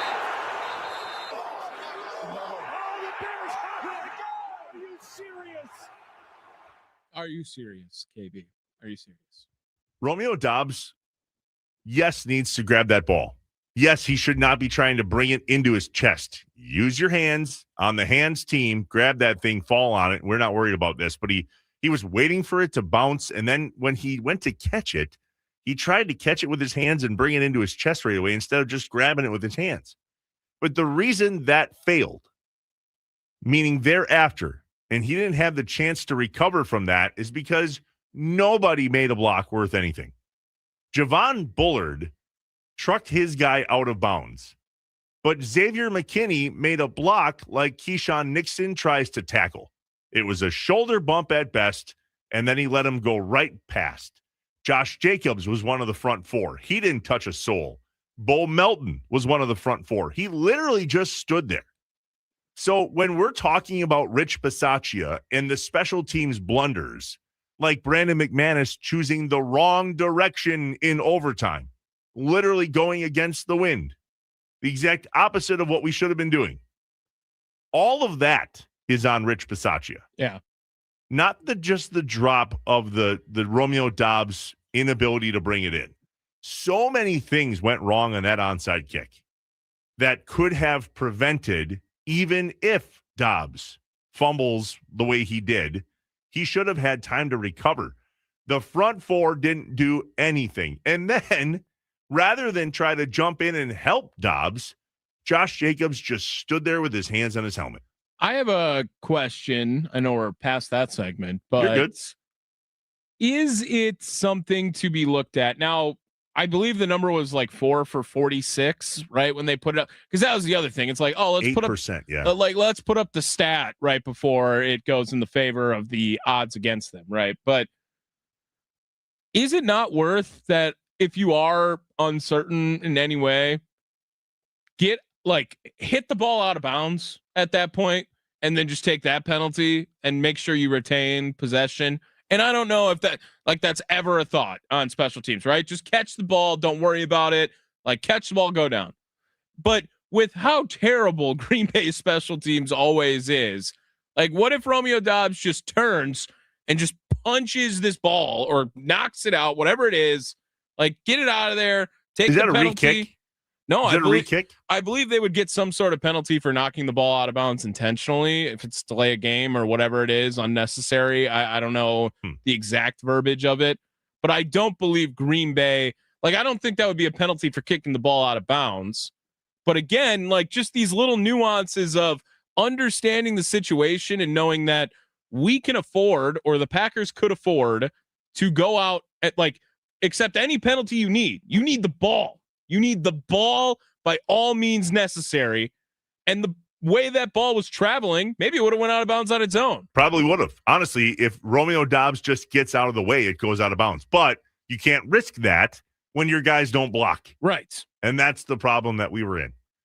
All right, those are the bad, and it gets so much uglier from there. When we come back, we'll review why the Packers' red zone offense is nothing short of horrendous, and what is Rashawn Gary's effort all about.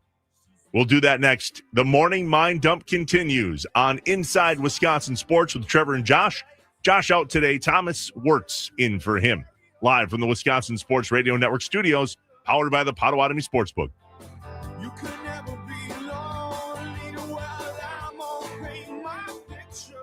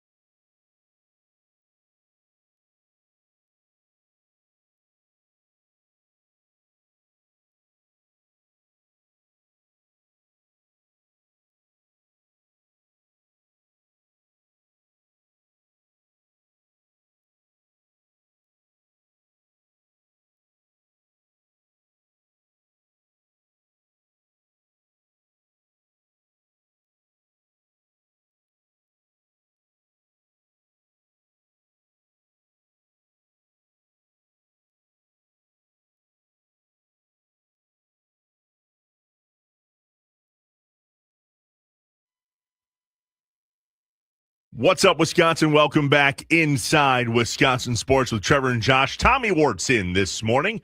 We're live from the Wisconsin Sports Radio Network studios, powered by the Potawatomi Sportsbook. The morning mind dump continues on Inside Wisconsin Sports as we review what we believe are the two ugliest things from yesterday's game. There's two major ugly things, and neither of them are the onside kick.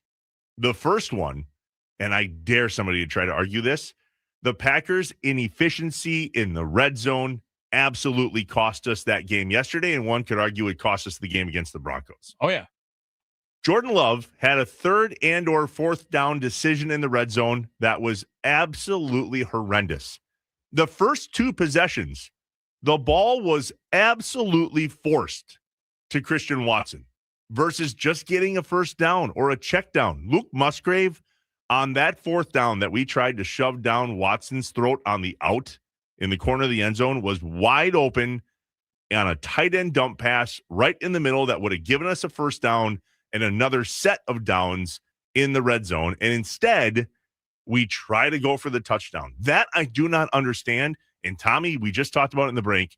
That's on Jordan Love, man. Yeah, that's his play style, and he's forcing the ball to his number one guy, right? Forcing. Keyword forcing, though. Sure. And in that situation in the red zone, when you've had the lack of success that you've had, you cannot continue to do that. I think they probably should have just taken the points on the first drive regardless. And I know that sounds like it's hindsight, but I think that in every situation, in every scenario, on the road, your first drive of the game, take the points. And you want to go the second drive, and that's the situation that happens, okay? But get on the board if you take the ball first, because you're already danger of doubling up from that last drive of the first half, first drive of the second half. Take the points on the road always on the first drive of the game. That's a really good point.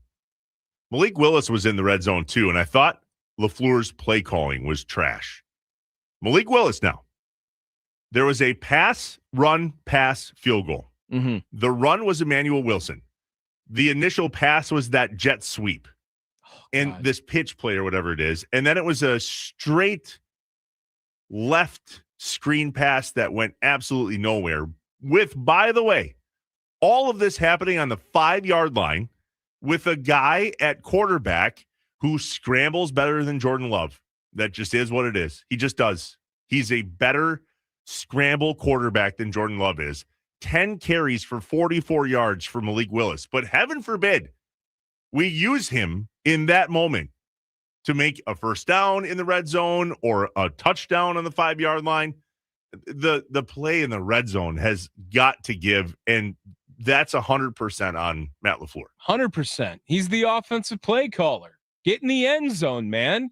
And I don't know where Matt LaFleur needs to focus to get better at this, but I can tell you right now that while a tough grab for Romeo Doubs in the end zone, that's another ball he probably should have came up with. And it's just from the fact that he got 2 hands on it and the defender got 0 hands on it. Like, catch that ball, please. And it would have been a great catch. Would have been a great catch. Fantastic play. So don't hold that too much against you. We got other things to talk about when it comes to Romeo Doubs in this performance. But quite frankly, I didn't hate the play. I didn't hate it. A hot take quick before the top of the hour from the 414. Ultimately, special teams execution is on players and accountability on that performance is on the coach. Why should we as fans just look past Bisaccia's performance? If we do, why should we not expect the Bears with good coaching and corresponding improved performance on offense to surpass us? I will say that who's looking past Bisaccia? No one is. And also, I've been way more impressed with Caleb Williams than I have with Ben Johnson in the 2 games that have been played between the Packers and the Bears. And not to say that what Ben Johnson has not done hasn't been phenomenal turnaround in Chicago for them, but when I watch him play the Green Bay Packers, when I watch the Bears play the Packers, I am way more in the boat of, oh man, Caleb, as opposed to, oh man, Ben Johnson, when I look at it. When we come back at the top of the hour, I want to review a sequence of events in this game when I believe we lost. It's not the onside kick. It starts with just over 6 minutes left in regulation. There were some decisions made starting then and then obviously through regulation ending that I think absolutely cost us the game. Yes, we can look towards the red zone inefficiencies. We can look at Rashawn Gary's lack of effort, not using Josh Jacobs appropriately. Romeo Dobbs not catching it and securing it, them not blocking on special teams. There's a whole bunch of stuff. But remember, scared money don't make money. Ugh. Or does it? Threw up in my mouth. I know. And it happened again. All gas, no brake is gone out of the vocabulary of the Green Bay Packers. And numerous games this season, towards the end, Matt LaFleur is coaching not to lose, not coaching to keep a lead and to extend it. We'll review that next. Inside Wisconsin Sports, live from the Wisconsin Sports Radio Network studios, powered by the Potawatomi Sportsbook. I think heads are going to roll, man. Just do.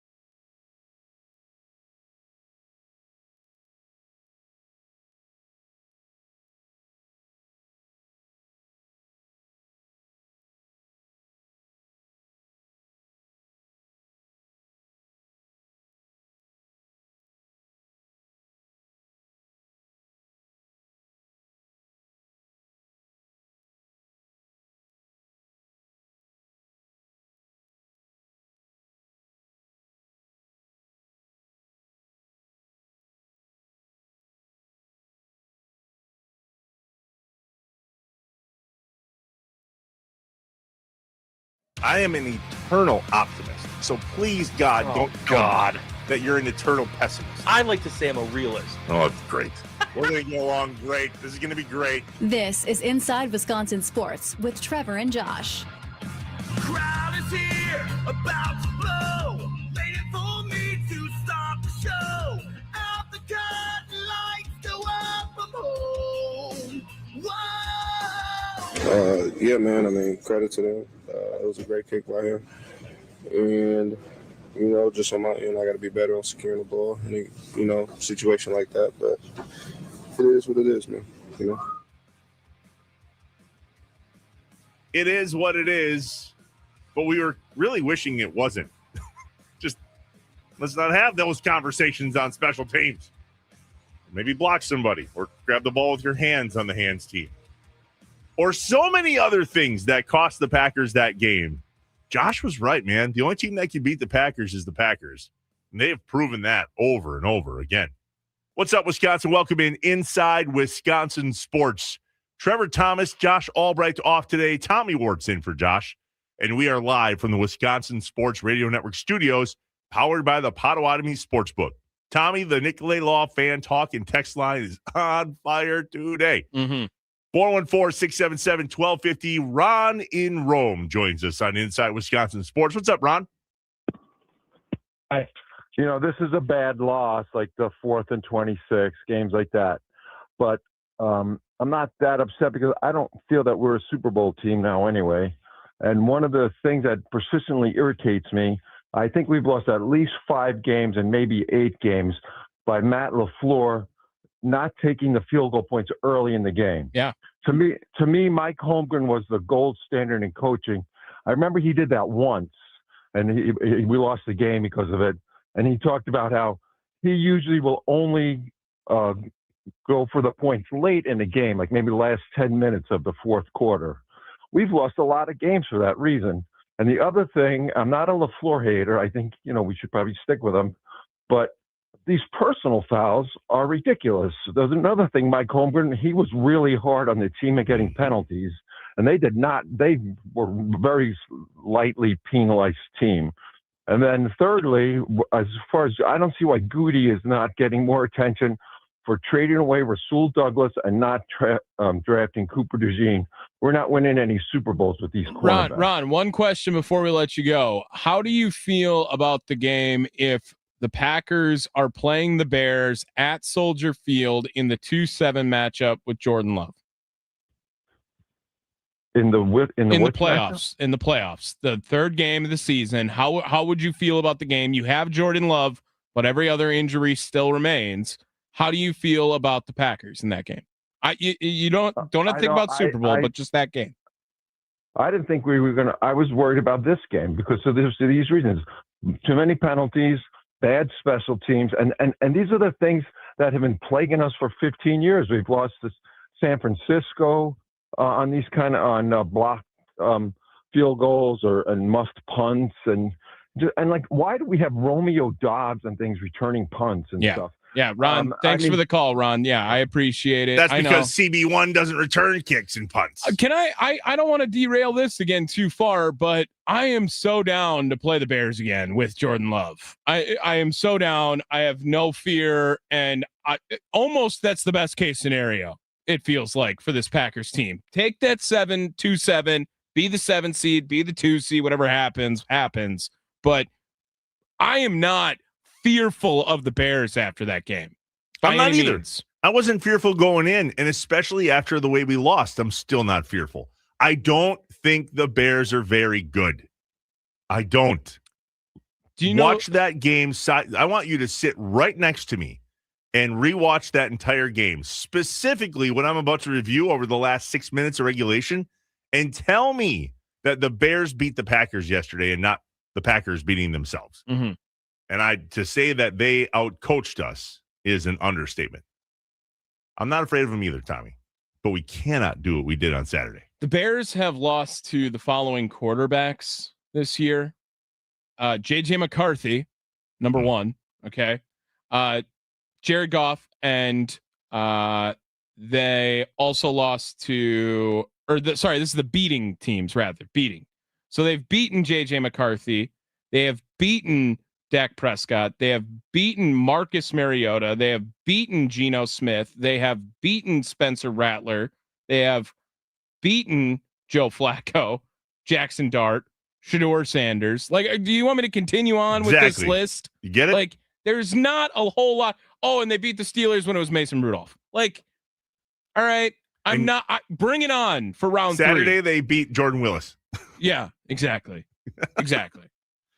But I think the key to the loss came here. So, Tommy, let's review this together.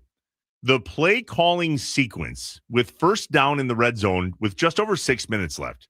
There was that jet sweep for 2 yards, then an Emmanuel Wilson run for 2 yards, then that read screen for 1 yard, and we kick a field goal. That's when we needed aggressive Matt LaFleur play caller, and we got a scared one. We did. Why did we settle for a field goal there and really not be aggressive in our play calling at all? This jet sweep needs to die. I was just going to say, is there one Packer fan? Please, 414-677-1250 is the Nicolay Law talking text line.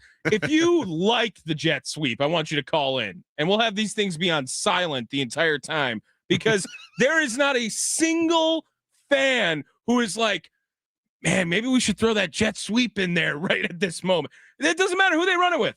It's Matthew Golden, it's Bo Melton, it's Jaden Reed, it's Savion Williams. It sucks. The play sucks. No one wants to see it.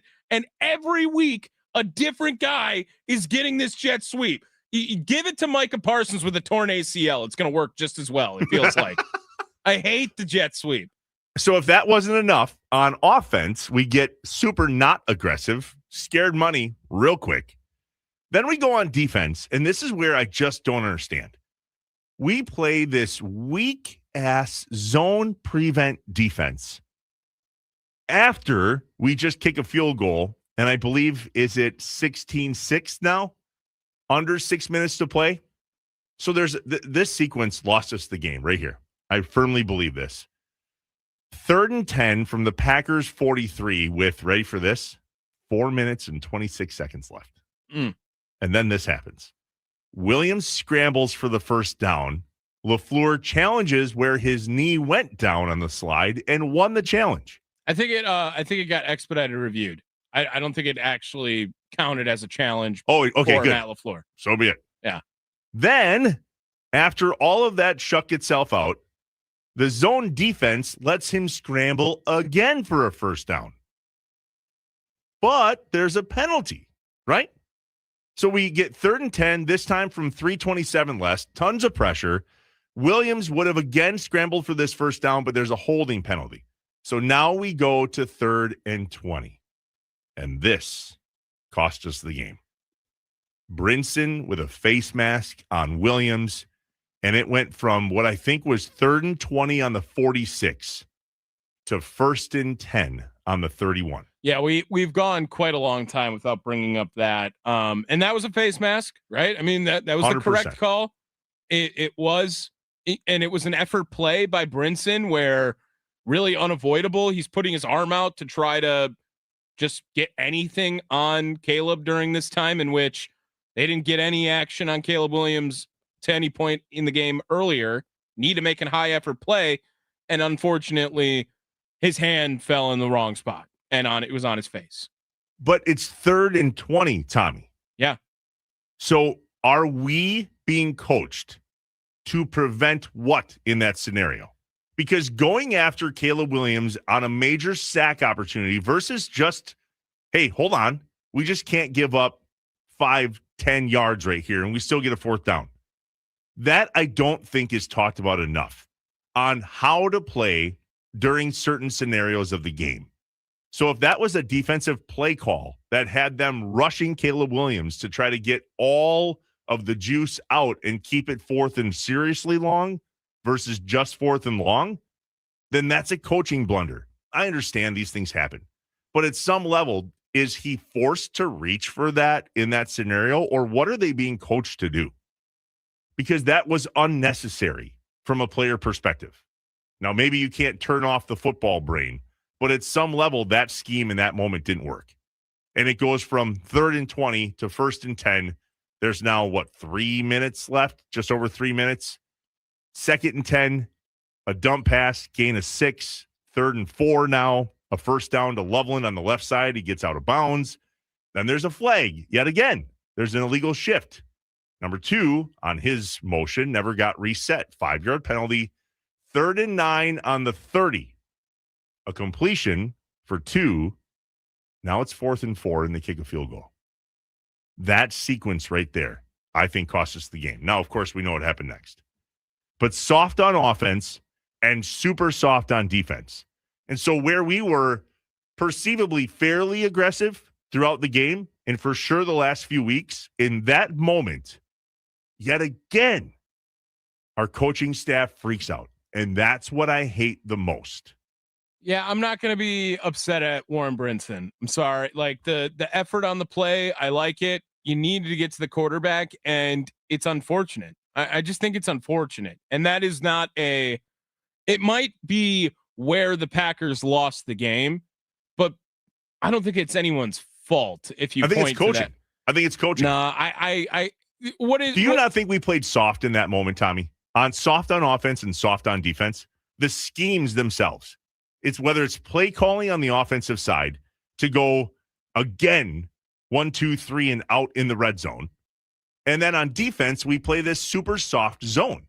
And they dink and dunk us the exact same way we should be dinking and dunking other people. So whether it's a conversation about pressure or how we're going to get to the quarterback or whatever the case may be, they just didn't seem to follow the game plan. Instead, they go super soft. That is Jeff Hafley's game plan. The whole thing is bend, don't break. The team doesn't create turnovers. The team doesn't get pressure without Micah Parsons. The team is bend, don't break on defense. And it's worked in Jeff Hafley's favor a lot. And he is a fantastic addition to this team.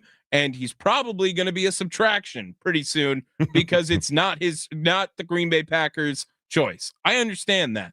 But that's what I expect out of Jeff Hafley's defense, especially in 2025. And it's all about a game of patience. And is how impatient can we get the offense to feel to try to set something up? And then he creates opportunities by putting guys in the right spot. And Xavier McKinney drops the pick. And then it's people are in the correct spot. And Caleb Williams throws a perfect pass and the game's over right after. It's draped all over him. That's how it is. And Matt LaFleur, soft offensive play calling. Like, what do you mean? Everyone's thinking Malik Willis did great. Everyone's like, hey, Malik Willis, they need a package for Malik Willis during this. People, the Malik Willis offense is just Matt LaFleur's offense. In fact, it is to a T what Matt LaFleur is trying to do. They put up 16 points. He is the offensive play caller. You think Malik Willis executes the offense better? It's because he does. It is a boring, vanilla, ineffective offense. And that's what Matt LaFleur calls. Jordan Love saves us from some of those boring plays because of his elite arm talent. God, you were doing so good until right there. No, it's because you're a Jordan Love hater. That's fine. You can no, be I'm Jordan not. Love In the hater. very beginning, listen, there was it 4th down? They come out with a play in the red zone. Yeah. LaFleur doesn't like it, calls a timeout. And then Packers still go for it.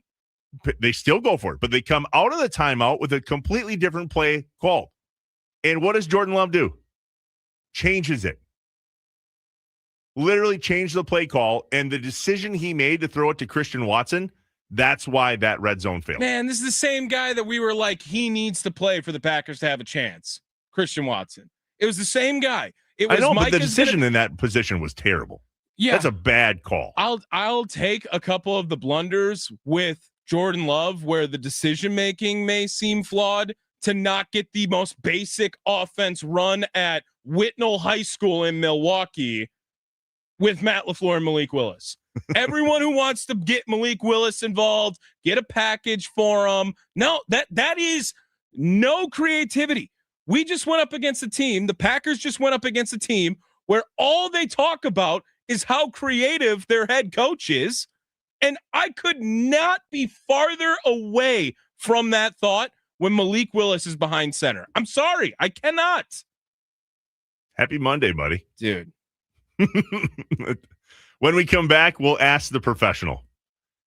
Andy Herman from the Pack-A-Day podcast will join us next. You know darn well he's got grades and takes and all 22s and all of the things. And I can't wait to chat with him because for the most part, we think we can see where this all fell apart. But I know he's going to have information we missed.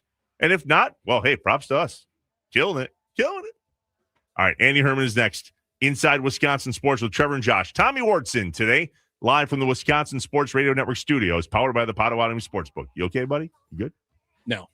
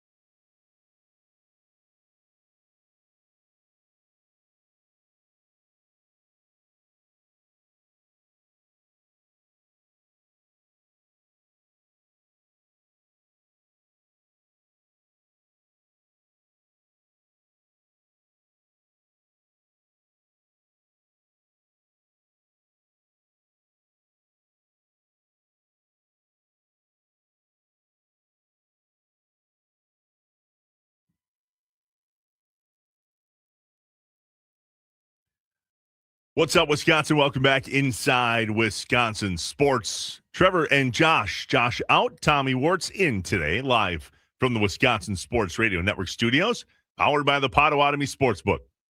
Joining us now on the Wisconsin Sports Radio Network guest hotline, powered by Gruber Law, one call, that's all. Hopefully a guy with a whole bunch of answers, because we're fresh out of them. Our guy, Andy Herman, the Pack a Day podcast. Follow him on Twitter, at Andy Herman NFL. Andy, where do we start? The floor is yours. Oh man, the Bucks are not good at basketball. That's here we go again. Stink. They're very bad at basketball. We're not starting with the Bucks. Where did this? So we just got done talking about how I feel like the rails. This came off the rails with just over 6 minutes left in regulation, when we had a really poor effort in the red zone. It was that jet sweep for 2, an Emmanuel Wilson run for 2, a Reed screen for 1, and then we kick a field goal and go to this super soft defense. So the lack of aggressive play calling to try to put the game away instead of not lose, and then defensively, and then everything changed. But am I right on that, Andy? Is there a spot that you can kind of pick where this thing just went sideways? Well, I mean, the spot I would choose would be the onside kick. Would probably be where I think everything really went sour.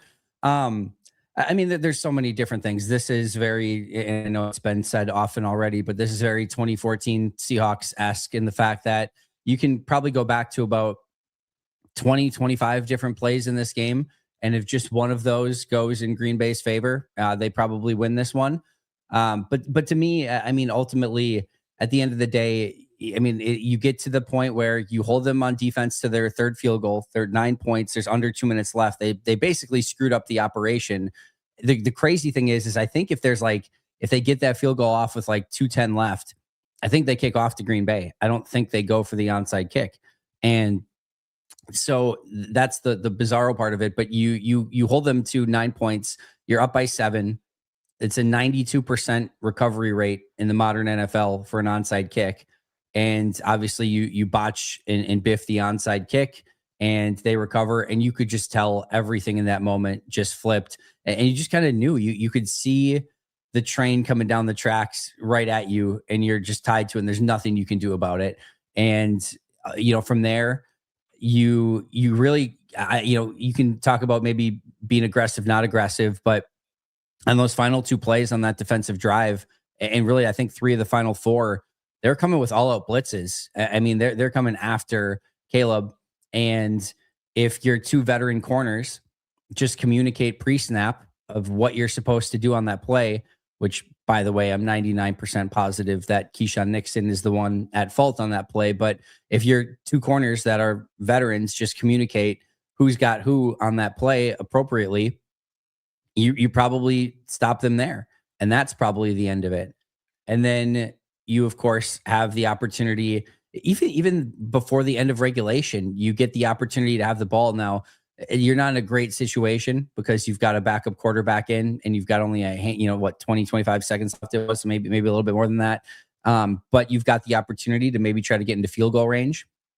And Jordan Morgan just gets absolutely annihilated by Sweat on that play. And so he gets sacked and you just have to let regulation run out. And then you get the ball on offense and you hit that huge play to Jaden Reed. And now you're in plus territory and you now have, the opportunity on 3rd and 4th down to convert. You can't convert on 3rd because there's a spacing issue on the left side. You're supposed to get a free, outside release, which they've been really good at this year on that play. And the spacing's just off. Malik can't run for it. Former Badger TJ Edwards makes a phenomenal play on that. And then, of course, you botch a snap on 4th down.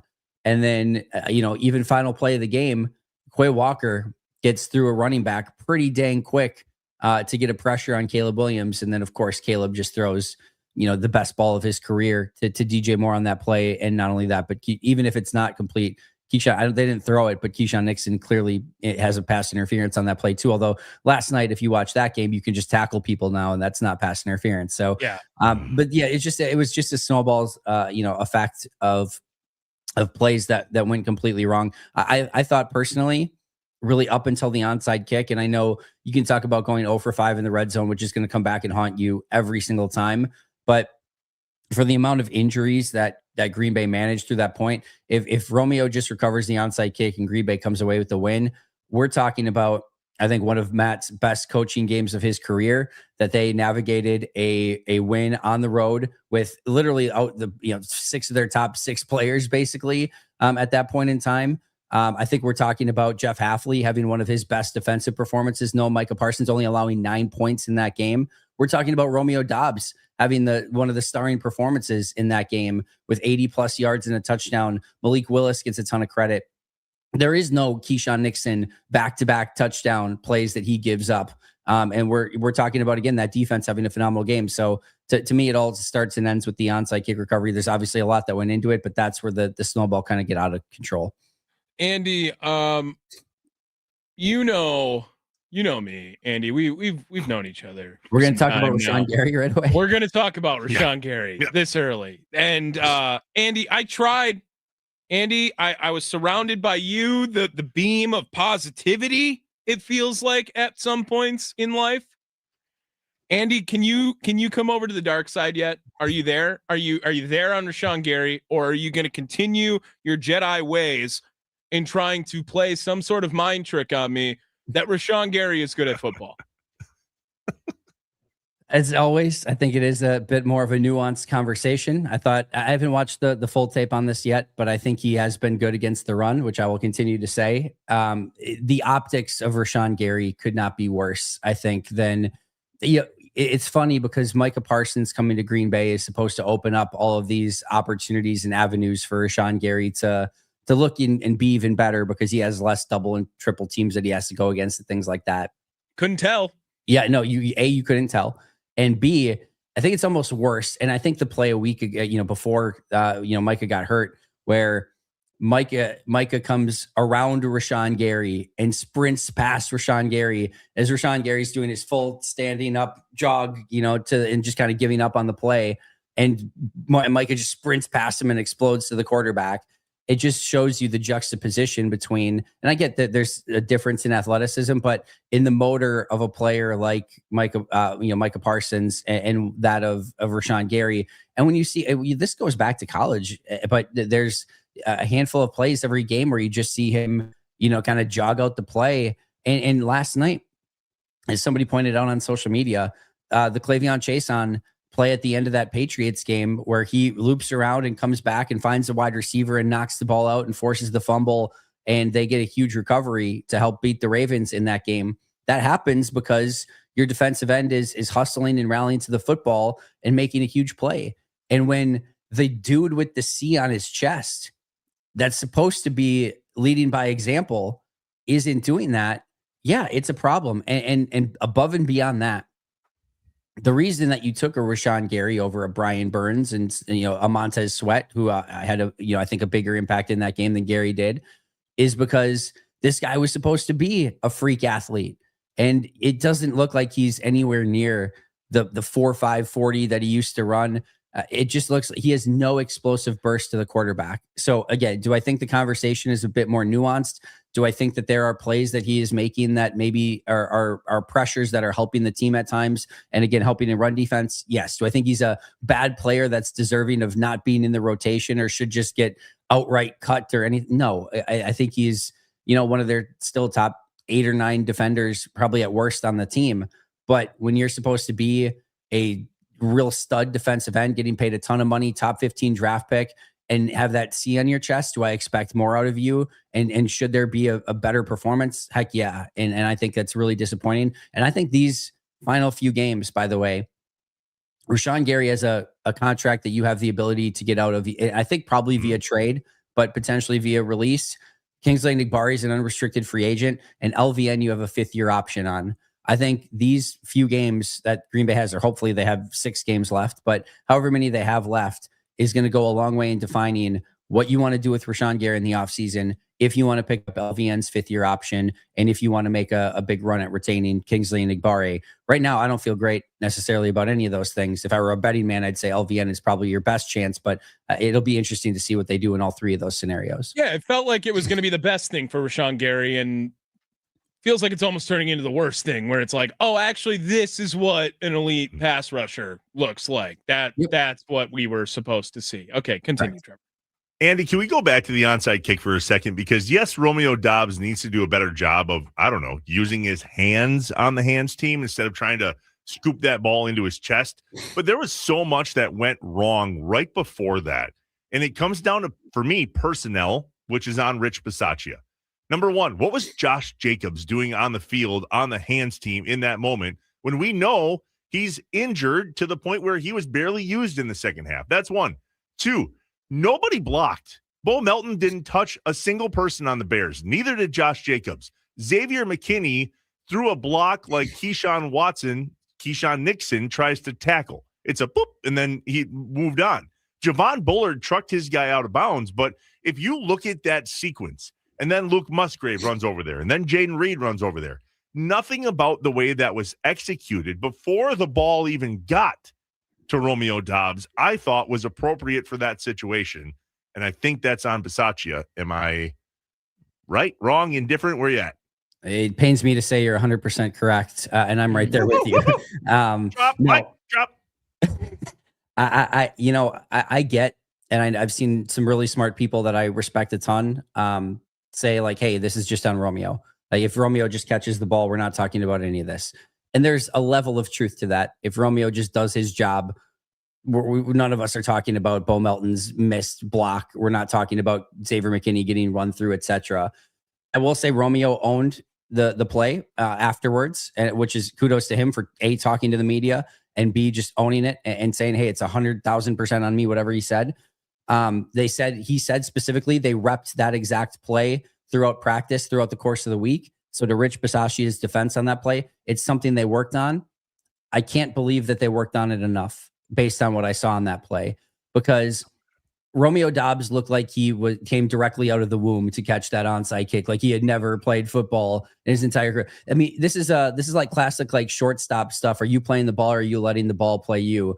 And he let the ball play him and didn't go and attack that ball. And where I have a more of a concern too is like, if you get to that point where it's like bouncing or panicked, you bat that thing out of bounds. It looked like he was completely unprepared for what to do in a bad case scenario. And again, the one thing you can't do is let it hit your chest and bounce anywhere. You have to let that thing go by you. You bat it out. You do anything except exactly what he did on that play. So he didn't look confident at all. So to me, if you've repped that enough, you have to know whether or not that guy knows what he's doing and is confident enough. Mm-hmm. He certainly didn't look on the play. Maybe he just brain farted, and maybe that's completely on Romeo. Is that a possibility? Sure. But then you go to the rest of that play.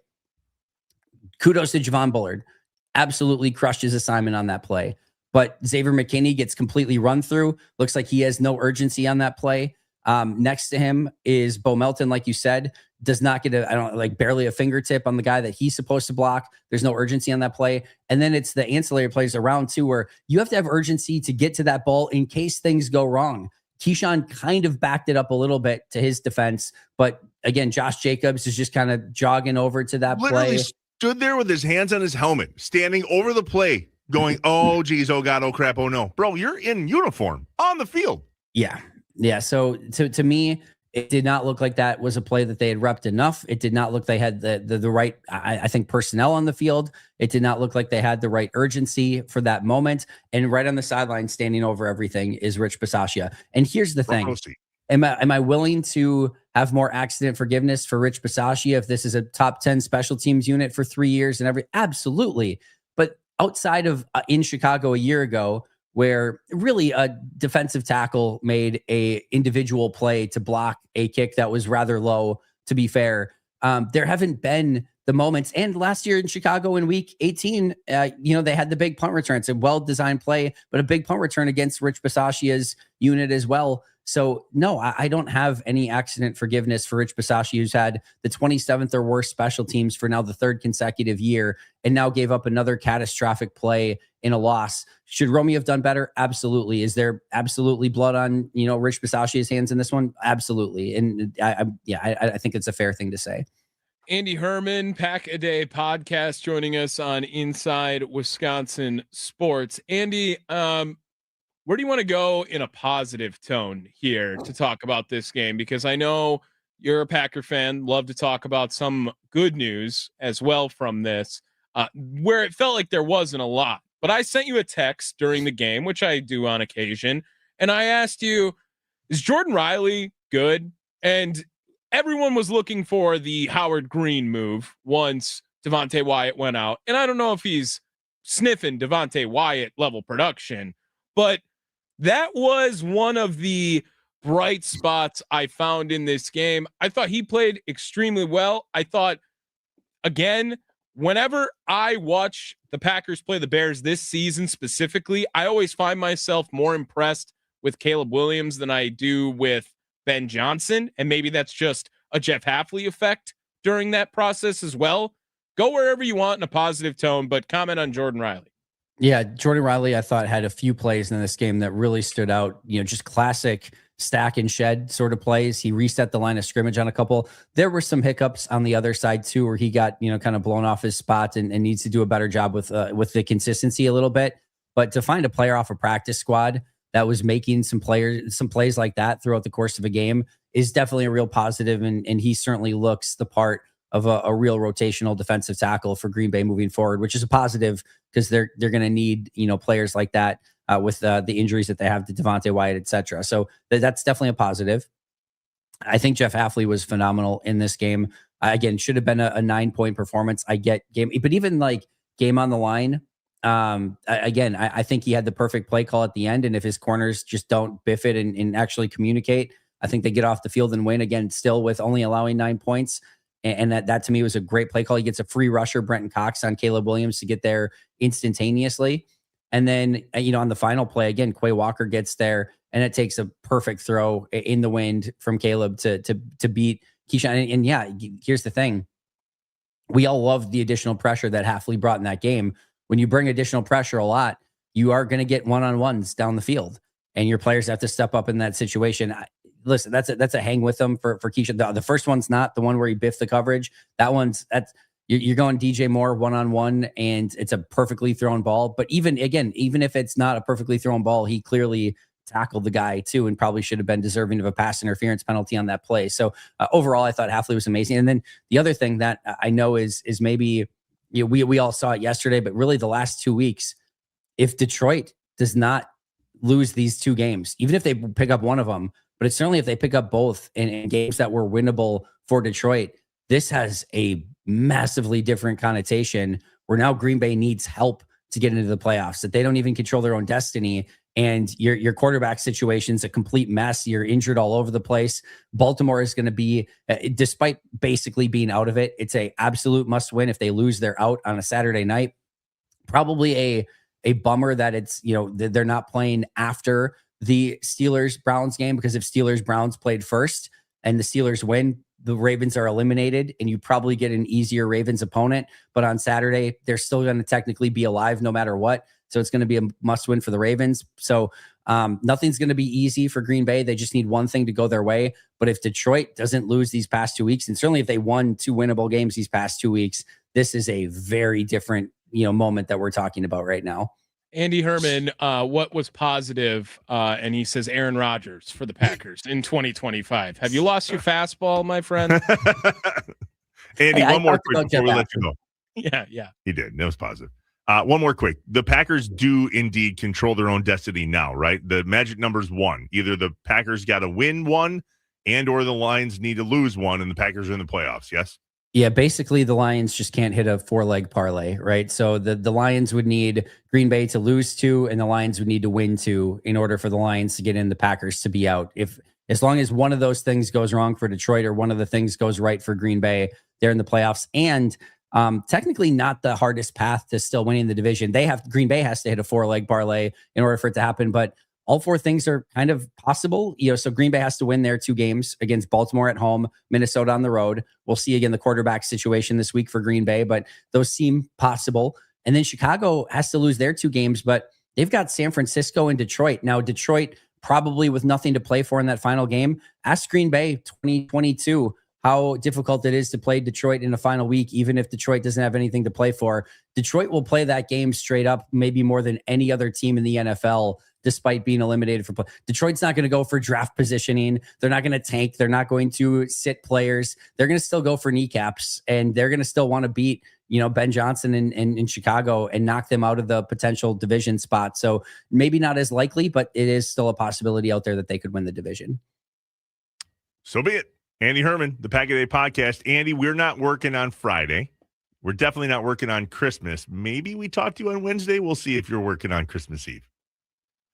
All right. Andy Herman.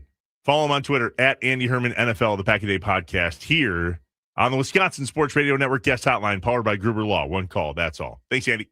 Appreciate you guys. Thanks, Andy. When we come back, what's up, Wisconsin? How do you get through your Monday after all of that? Because we have another football game in less than a week. I can't do it. You can't? You have a longer day than I do today. Football is hard to watch sometimes. And yet, as Andy just said, all we got to do is win one, and or all the Lions got to do is lose one, and we're in. Back door, walking in backwards, a lot of injuries. And yet, the playoffs are right there somehow. Doesn't feel that way today, does it? All right, Nicolay Law, fan talking text line, 414-677-1250. What's up, Wisconsin? We're back in a second. Inside Wisconsin Sports.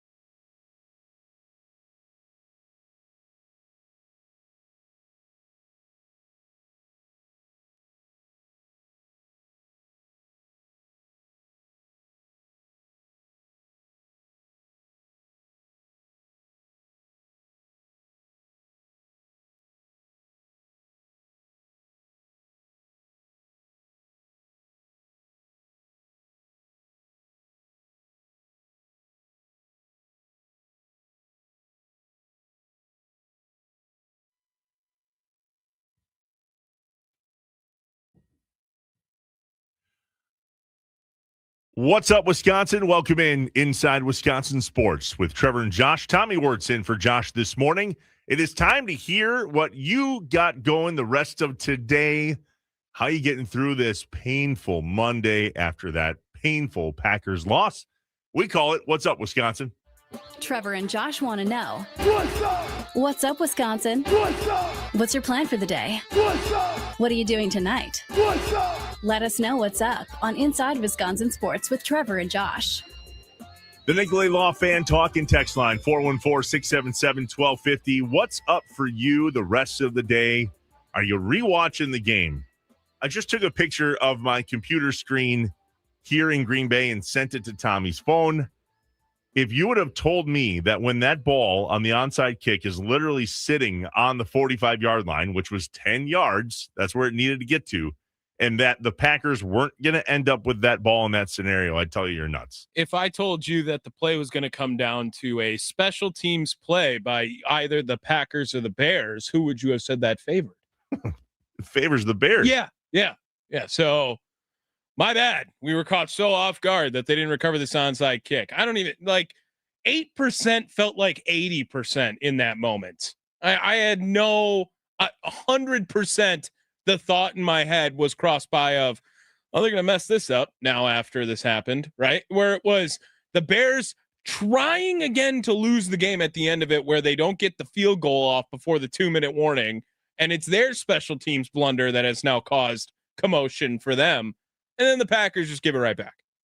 Is it lazy to be calling for Rich Bisaccia's job here on a Monday morning after that? Or is that really where we believe the crux of the problem is? I mean, the alternative is you've been lazy for a year and a half, right? I mean, this is not a new take. This is not a hot take. Why is that not a no-brainer? That's a no-brainer to us. Why is Matt LaFleur continuing to say, well, I mean, you guys, it was three plays this season that got us here, not the rest?